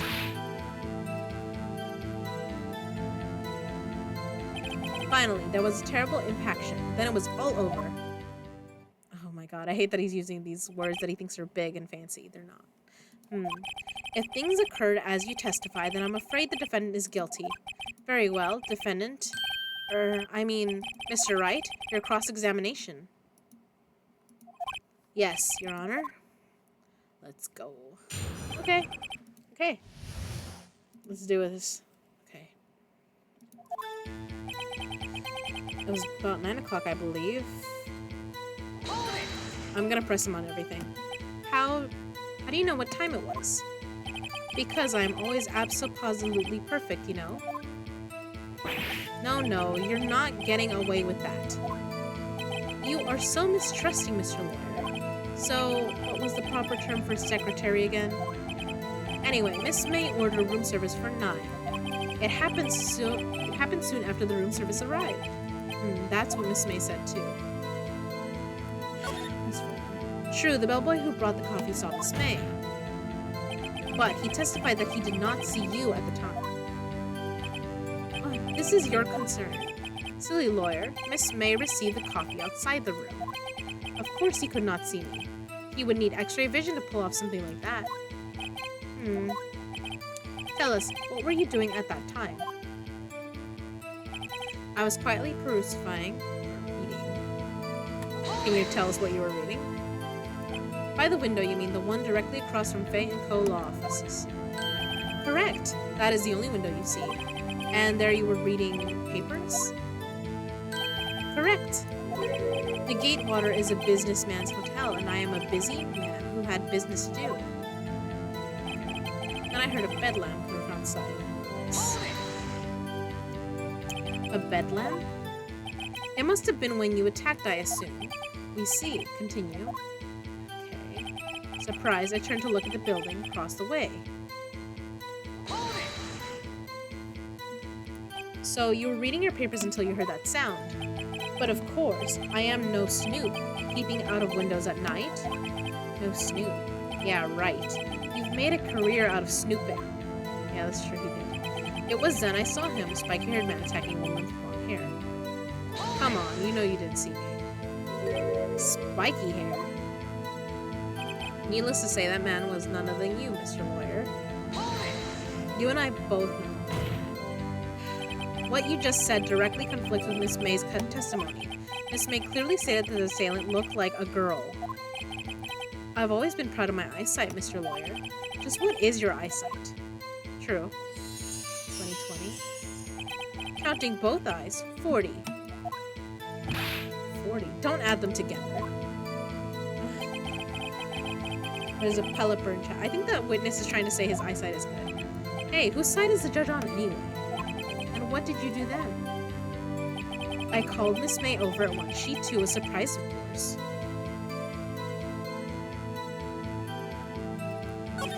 The victim, she ran away, but you gave chase. Can you be a little more detailed about that? I think it's worth knowing exactly what happened. Of course, comprende. I understand. The victim was attacked by you and ran to the left. You gave chase and struck her down. Are you sure? As you know, I am always absolutely perfect. Perhaps you could change your testimony to reflect this new detail. Okay, the victim ran to the left and you gave chase. But that's not what your other girl. That's not what that girl said. But to the right. Wait right there. Mr. White, you've dug your own grave. What is this? You said the victim ran to the left, but that directly contradicts Miss May's testimony. She clearly stated that the victim ran right. Oh, it is simple. You have misheard her. I think not. Look at the floor plans. The killer was here, and the victim here. If the victim ran to the left, as you claim she did, she would have been running directly away from the door. She would have been running into a dead end. Don't you find that odd? The face he made. Very strange. I did see her run to the left. I did. Phoenix, look at his face. I don't think he's lying about this one. True. Maybe he really did see the victim run left. So he did witness the killing. Wait a second. Mr. Wright? Yes, Your Honor. Miss May says right and Mr. White says left. Can you explain this contradiction to the court? I can. They're both right. Both witnesses are telling the truth, for once.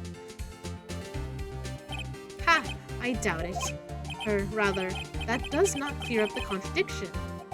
There is one scenario that would explain their conflicting accounts. What?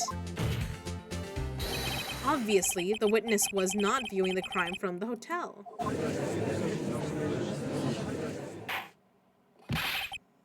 Mr. Wright, what do you mean?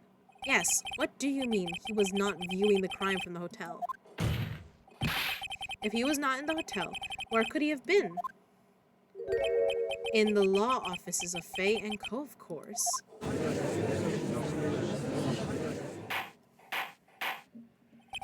More specifically, he was standing here. I get to point? Time to show the court where Mr. White was standing. Let's do it. Take that!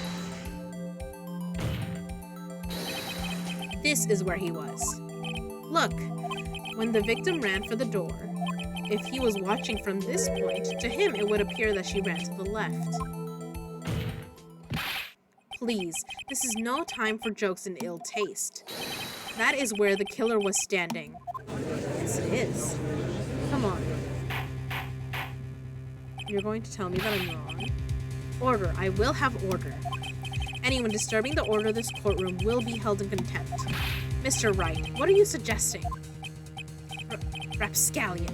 Objection! The postulations of the defense are a distortion of the truth, Your Honor. Indeed, they do seem a bit far-fetched. Oh. You provide us with so much entertainment, Mr. Lawyer.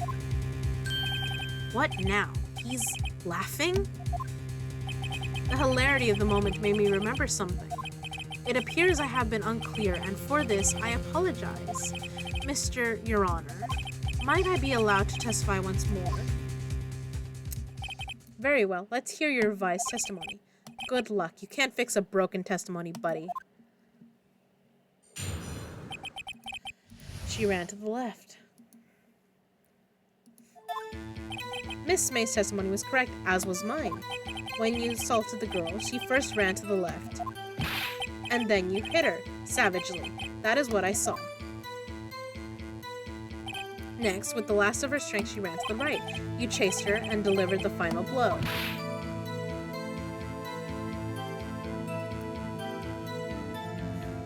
That is what Miss May saw. You see, you hit her twice. Don't you remember, Mr. Lawyer? Oh, he's a little... that does seem to make sense. Will you be cross-examining the witness's testimony? Yeah, you bet I will. I mean, yes, Your Honor. She ran to the left.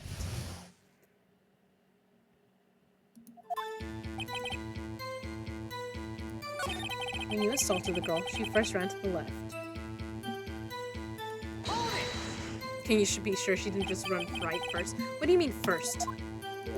First, this is what happens before what happens. This is what comes before what happens next. You do speak English, right? This bitch.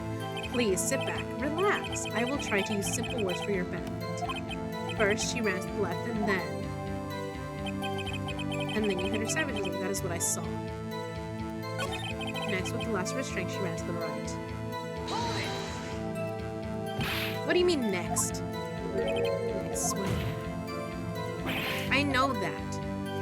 Then that is all you need to know, Mr. Lawyer. As I said, she turned and made a desperate dash to the right. You chased her and delivered the final blow. We're gonna present.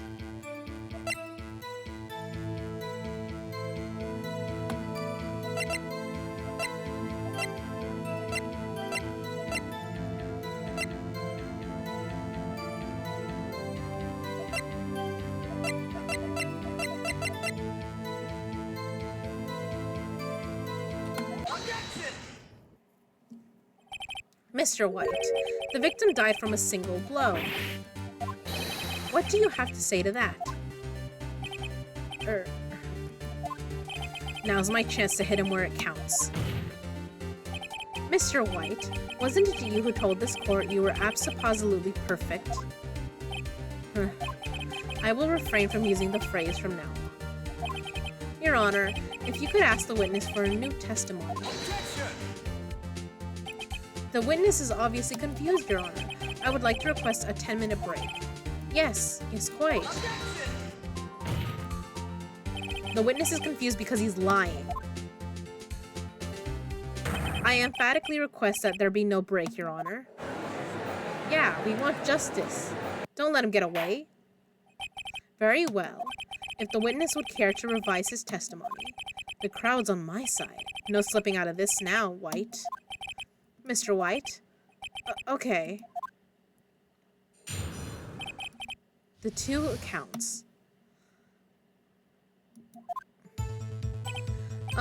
Well, see, I looked at the other window when I heard the thing fall.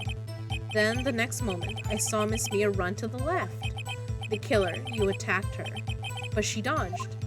And then she turned and ran for the door. Then you did her in with a single blow. Thwap. Thwarp indeed. Very well. You may begin the cross-examination. Your Honor, my stomach, you see, it is hurting. Deal with it. This is almost over.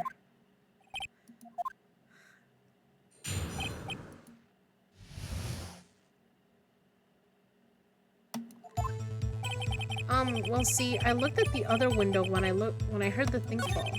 Then, the next moment, I saw Miss Mia run to the left. The killer, you attacked her, but she dodged. She turned and ran for the door. Then you did her in with a single blow. Wow. Okay. She turned and ran for the door.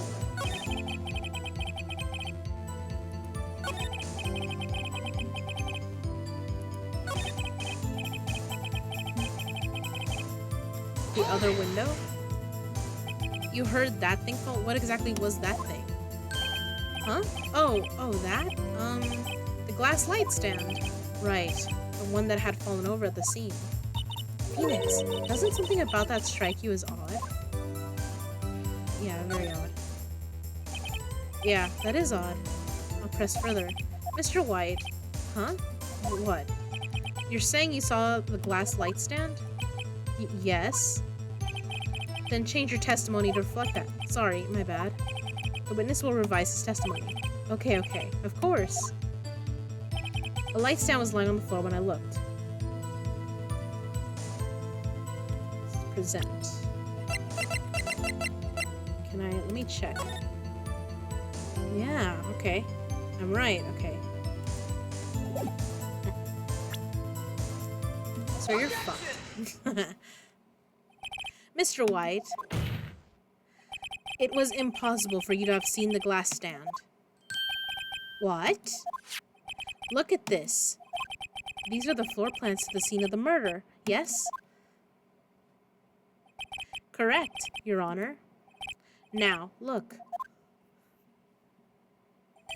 If you were to look through the window at the office, this is the area you would be able to see. Here. Well, note that the stand is not within the visible area. Well, Mr. White, what do you have to say to that? Ridiculosity. Mr. White, if you were in that Gatewater Hotel as you claimed, you could not have seen the stand before it fell over. In fact, you wouldn't have been able to see it after it fell either. There's no way you could have recognized the broken shards as the glass light stand. So, when did you see the stand, Mr. White? It must have been the moment that it fell. And the only place you could have seen that from is inside the Fey Law offices. In other words, you were at the scene of the crime when the murder took place.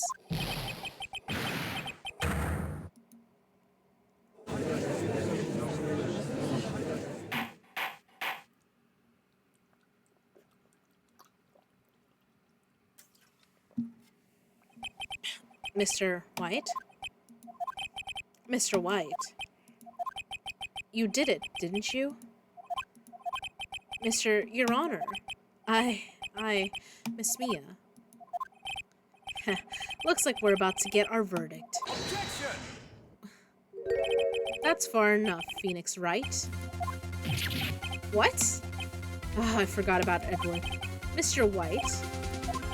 I think the time has come. Shouldn't you confess your crime now? What? I said you should confess your crime. Ergo, confess that you placed the wiretap. Oh, I thought he was on my side for a second. This bitch. You are guilty. I love it. I love it, Zeno. The wiretap? I love it. Oh Oh my god. Order. Mr. Edgeworth, explain to the court what you mean by this. Distinguished members of the court, Mr. White is slightly confused. Allow me to explain. I really don't like the way this is headed. As you know, Mr. White is the CEO of Blue Corps. He ordered his secretary, Miss April May, to tap the law offices of Miss Faye. What does that have to do? Your Honor, the question is, when was the wiretap placed in the office and by who? No, you wouldn't. Mr. White, in order to place the wiretap, you entered Miss Faye's office. Am I correct? Why would he be the one? He's the CEO. Why would he do that? Correct. You are most correct, Miles. Give me a break. Oh, fuck. Yes, in order to place the wiretap, I breached the Faye & Co. law offices. That is when I saw the accursed light stand. Hold on. Oh, I gotta wait for a moment. Now I'm confused. Please explain to the court what all this means, Mr. Edgeworth. Gladly, Your Honor. Mr. Phoenix Wright has made this position quite clear. He has determined that Mr. White knew the glass stand was in the office. He has shown that there was only one time Mr. White could have seen the stand, at the very moment of the murder. Thus, Mr. Wright would like us to believe that Mr. White was the murderer. I see. Never on the outside. He's on the side of cosplay. Edgeworth put on a damn suit. This is a courthouse. I love it. Honestly, I kind of wonder if Edgeworth's suit is supposed to be like a judge's outfit and it's just, we're just letting him slide. I don't know. Like an old-fashioned judge's outfit. It is a fact that Mr. White had been to the office well before the murder took place. When he went to place the wiretap, he could have seen the glass light stand then. Ergo, Mr. Phoenix Wright's theory is revealed for the basics conjecture it is. Alright, Edgeworth. Let's do this. Mr. White, you will testify to the court about this wiretapping. Fucking sparkles. Leave it to me. I feel faint. Don't worry, Phoenix. I'll get you out of this. Okay. It was the beginning of September, the week before the murder. I had entered the Faye & Co. law offices. Of course, I had done so to place the wiretap. That is when I saw this glass light stand. So, you saw the stand before the night of the incident, and this is how you were able to identify what had fallen over. By the sound? This looks so smarmy. Correct! That is right. I see. Very well, Mr. Wright. You may cross-examine. What am I supposed to do now? Good luck, Phoenix. Don't worry, we're gonna push him. The wiretap. It was the beginning of September, the week before the murder. Press. Do you have proof? Objection! Fucking. Miss April May knew the details of Miss Faye's phone conversation. This proves that the wiretap was placed before the murder. Yeah, but that far in advance? Right. I had entered the Faye & Co. law offices. Of course, I had done so to place the wiretap. Why would you do it? Why did you tap Mia's phone? Objection! This has no bearing on the current case, Your Honor. What? Blue Corps is a detective agency of sorts. We have a responsibility to protect client confidentiality. That is when I saw this glass light stand. Why did you notice something as innocuous as a light stand? The light stand was made entirely out of glass. It was quite stylish, so I guess it made a lasting impression on me. Such a beauticious thing deserves attention, does it not? That is all. Damn it. There is nothing there for me to press him on. Oh well, maybe he's rattled enough that I can bluff something out of him. It was the beginning of September. Was it really you that went into the office, or was it Miss May? Objection! Unidentified fingerprints several days old were found in the Faye & Co. law offices. Those were obviously Mr. White's. And if I know Edgeworth, he's already run a check on those prints. Yeah. Now, Mr. White, tell us why you went to the Faye & Co. offices. Of course, I had done so to place a wiretap. Uh-oh, don't tell me I've run out of ammo. I'm afraid that's as far as you go, Mr. Wright. The time has come for you to admit your defeat. You fought honorably. You would love that, wouldn't you? No more. I can't take this anymore. Mr. Wright, are you giving up? Yes, Your Honor. Phoenix. Phoenix, over here. I know that voice. Mia? Never give up, Phoenix. Mia. Oh my god, did we just pass out? Did we just pass out? What the fuck just happened? Where am I? The waiting lobby? What happened? Oh, right. I lost the trial. I was hallucinating. Ah, you're finally awake. Okay, let's not do that again. Can we not pass out? Hey, Phoenix. That's no way to greet an old friend. Phoenix, I want you to look at me. Like, really look at you? There we go. Okay. You're... Maya? Didn't you know the Fae women have strong psychic powers? When you accepted your defeat in court, it appears that was enough of a shock to awaken Maya's true powers. So, Maya is channeling you, Mia? That's right. I am Maya, but I'm also Mia. Now, I want you to listen to me, Phoenix. Maya never gave up. You can't either. That's what I came here to tell you. But we don't have much time, Phoenix. Now listen. You've already won. What? You have the receipt in the court record, right? Oh, yeah. The one you wrote Maya on? Phoenix White wrote that, not me. So what do I do with it? Look at the front of the receipt. The front? It's a regular receipt. Looks like it's from a famous department store. $1,000. Wow, big spender. Item, glass light stand. Date of purchase, September 4. Oh, September 4. That's right, Phoenix. I bought that stand the day before I was killed. Whoa. Now, what did Mr. White say in his testimony? He was there weeks ago. It was beginning of September, the week before the murder. Well, we got him now. He said he saw the stand the week before the murder. There you go. I think the court is about to reconvene. Go do it, Phoenix. You know you're innocent. Now you just have to prove it. Right. Receipt updated in the court. September 9, 1:16 p.m. District Court courtroom number 1. Courtroom number 1. I just put on a suit.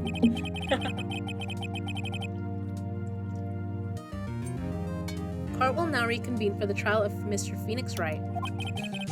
Is the defendant rather... Are you alright, Mr. Wright? Yes, sorry, Your Honor.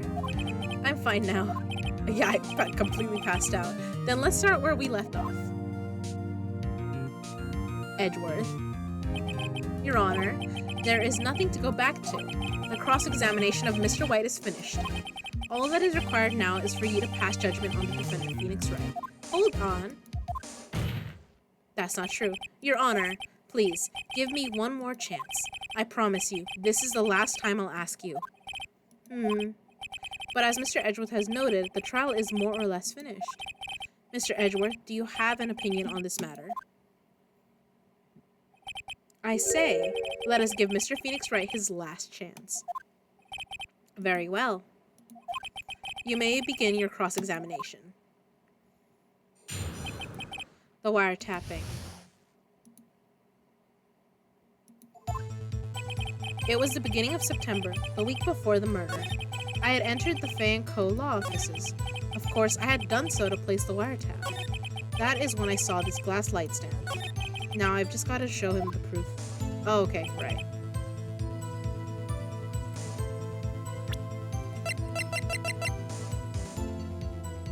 Objection! closely at this. See the word Maya written in blood? You're grasping. I am not. I think not. Look at the other side of the receipt. The other side? Your Honor, would you tell the court what is written on the other side of that receipt? Well, a glass light stand. And the date of purchase? Why, that's the day before the murder. Come on. You see, Mr. White, when you allegedly entered Fan Coal office at the beginning of September, the stand could not have been there.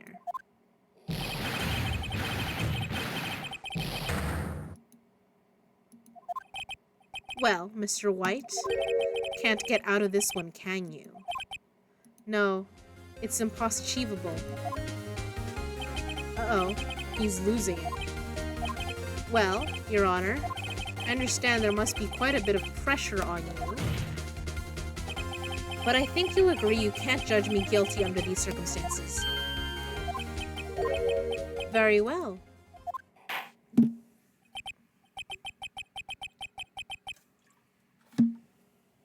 Then that is all for the trial of Objection! Edgeworth. What the fuck? Okay, what are you gonna give? Not so fast, Phoenix Wright. What? No way he can worm his way out of this one. Oh wait, I forgot. It's Edgeworth. Stop your little bow. There is a certain thread of logic to the defendant's claims. However, there is no concrete proof that Phoenix Wright is innocent. Ergo, I would like to request one more day before Phoenix Wright is granted his freedom. I need time to make one more inquiry into this matter. Another inquiry? This isn't going to be another one of those updated autopsy reports. This guy just makes up evidence as he pleases. This is bad. Jacked. Mr. White's guilt is obvious. There is no need to prolong this trial any further. Well, Mr. Edgeworth, if anyone is going to call Mr. White to trial, it would be me, the prosecution. I need a day to ascertain whether these new claims have any basis in factual evidence. I see. Objection denied. What? Okay. The completion of the trial of Mr. Phoenix Wright will be postponed until tomorrow. No, there's no telling what will happen if I can't end this now. Edgeworth is sure to come up with, or just make up, something. And after Mia showed up to help me and all. Mr. Your Honor, may I go home? Of course. Thank you for your time. No. Gah. The witness will stay. Mia. Phoenix, read this note out loud. Mia, what's this? Memo received from Mia. A list of people's names. Your Honor, if I may. You're quite persistent today, Mr. Wright. You bet I am. My life is riding on this one. I have something I would like to read to the court. He presents.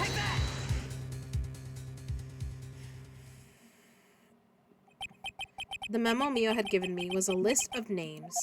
Many of them sounded strangely familiar. People in finance, famous celebrities. That's when it happened. Stop! Desist! Halt! Please, stop. Make him stop. How did you get that list? Mr. White, admit your guilt right here, right now. Or else this list will be released to the press. Ooh, okay. Let's see. I confess. I confess. I did it. I hit her. I hit Miss Mia with the thinker. Case closed, Your Honor. Oh my god. Well, I see no reason to continue this trial. Mr. Wright? Yes, Your Honor? You've done it again. That was quite a spirited defense. A spirited defense. I love that.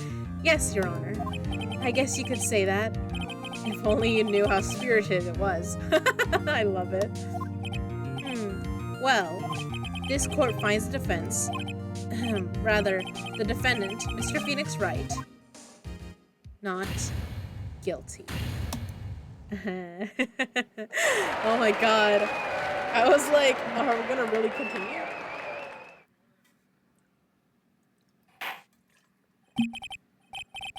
That is all. This court is adjourned.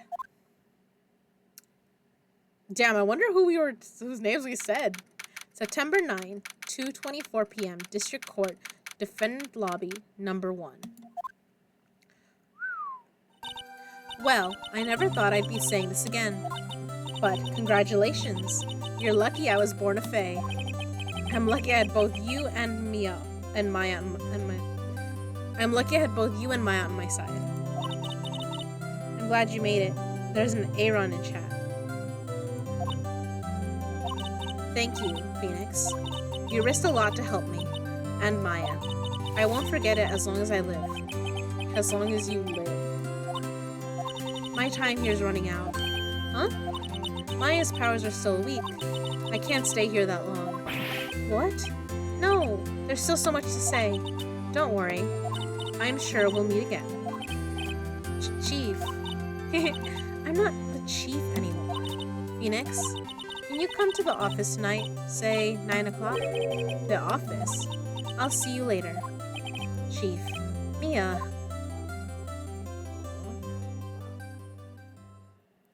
Okay, September 9, 9:02 p.m. Faye and Company Law Offices. Oh, you got it. Nice. Being here, it's hard not to think about that night. You came. Mia. I was kind of worried you might not. Huh? Of course I came. Well then, I'm pretty hungry. How about a burger? Mia? Wahaha. You should see your face. Mia. What are you talking about? It's me, Maya. Maya? What, did I look like my sister? Look like? You were her. I might be able to use that.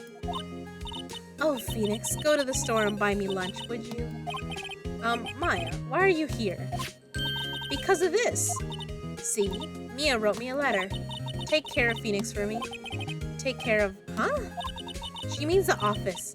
This office. Someone has to help with the new Wright & Co. law offices, right? And who better but me? Maya Faye, reporting for duty. Wait, no, on second thought, let's make this casual.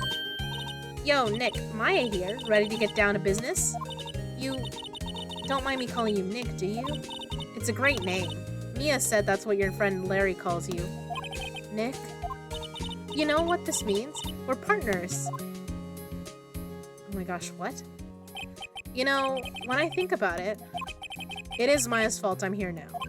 But if it wasn't for her, I'd probably be in jail. Wright & Co. law offices. It's got a good ring to it. Yeah. Thanks, Maya. Aww. Cute. Good luck, Phoenix. I'll always be here, watching.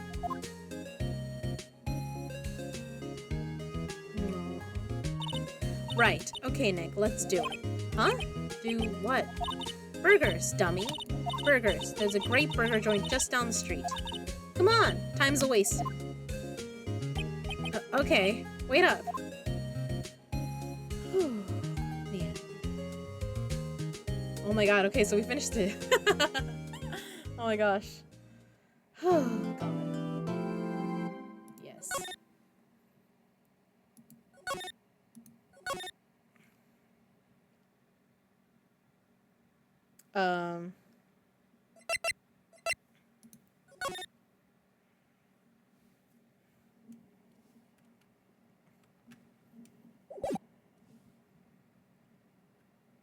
Hold on. Is there no way I can pause this?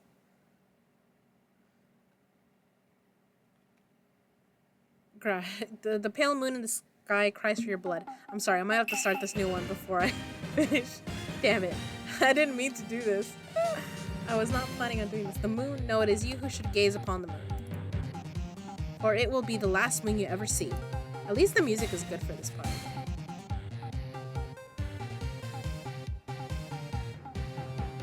I don't know the command. See you in hell, evil magistrate. Whoa. Okay. The warrior's sword gleam and strike in the moonlight. One has fallen. But who? Only the moon knows. Don't miss next week's exciting episode. The Dark Messenger returns. Okay. October 14, 5:31 p.m. Wright & Co. Law offices. That rocked. See you in hell, evil magistrate. Oh my gosh. Okay, she's watching a kid's show.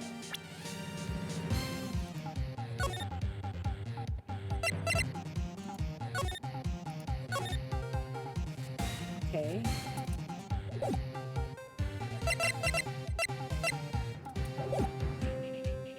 I don't remember how to get out of this. Oh, okay, there it is. Title screen. Yes. Oh, jeez, because I really only planned to do the first one today, and then I remembered the prologue. But yeah. Plus, it's basically 6, and that's when I was planning to end, anyways. Oh gosh. It is so hot today. Why is it so hot? Damn. Sorry if you guys can hear my, okay. I'll leave it low, because we're gonna end anyways. Okay, now we gotta find someone to raid. Oh my god, why are so many of you going right now? Okay.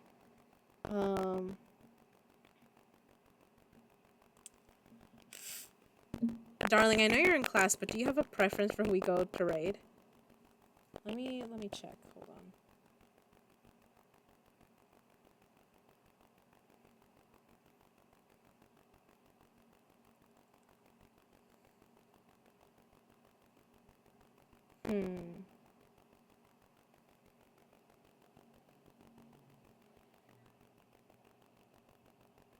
We have Bloodborne PC at home. That's pretty funny. Fuck me. Okay.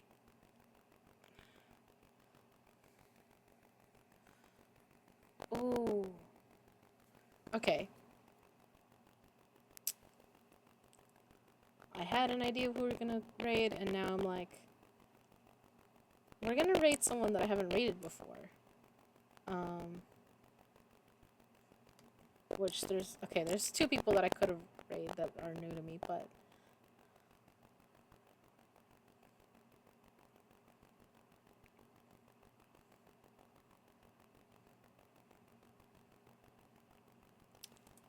I know what we're gonna do. Okay. So this is my raid message, and this is one for you guys. But yeah, we're gonna raid out. So there's so few of us today, so it's okay. We're gonna go drop in.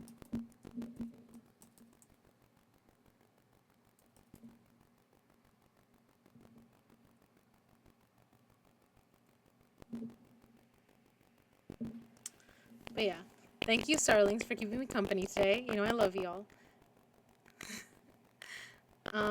Yeah, thank you for keeping me company, darlings. I'll see you next time. Bye!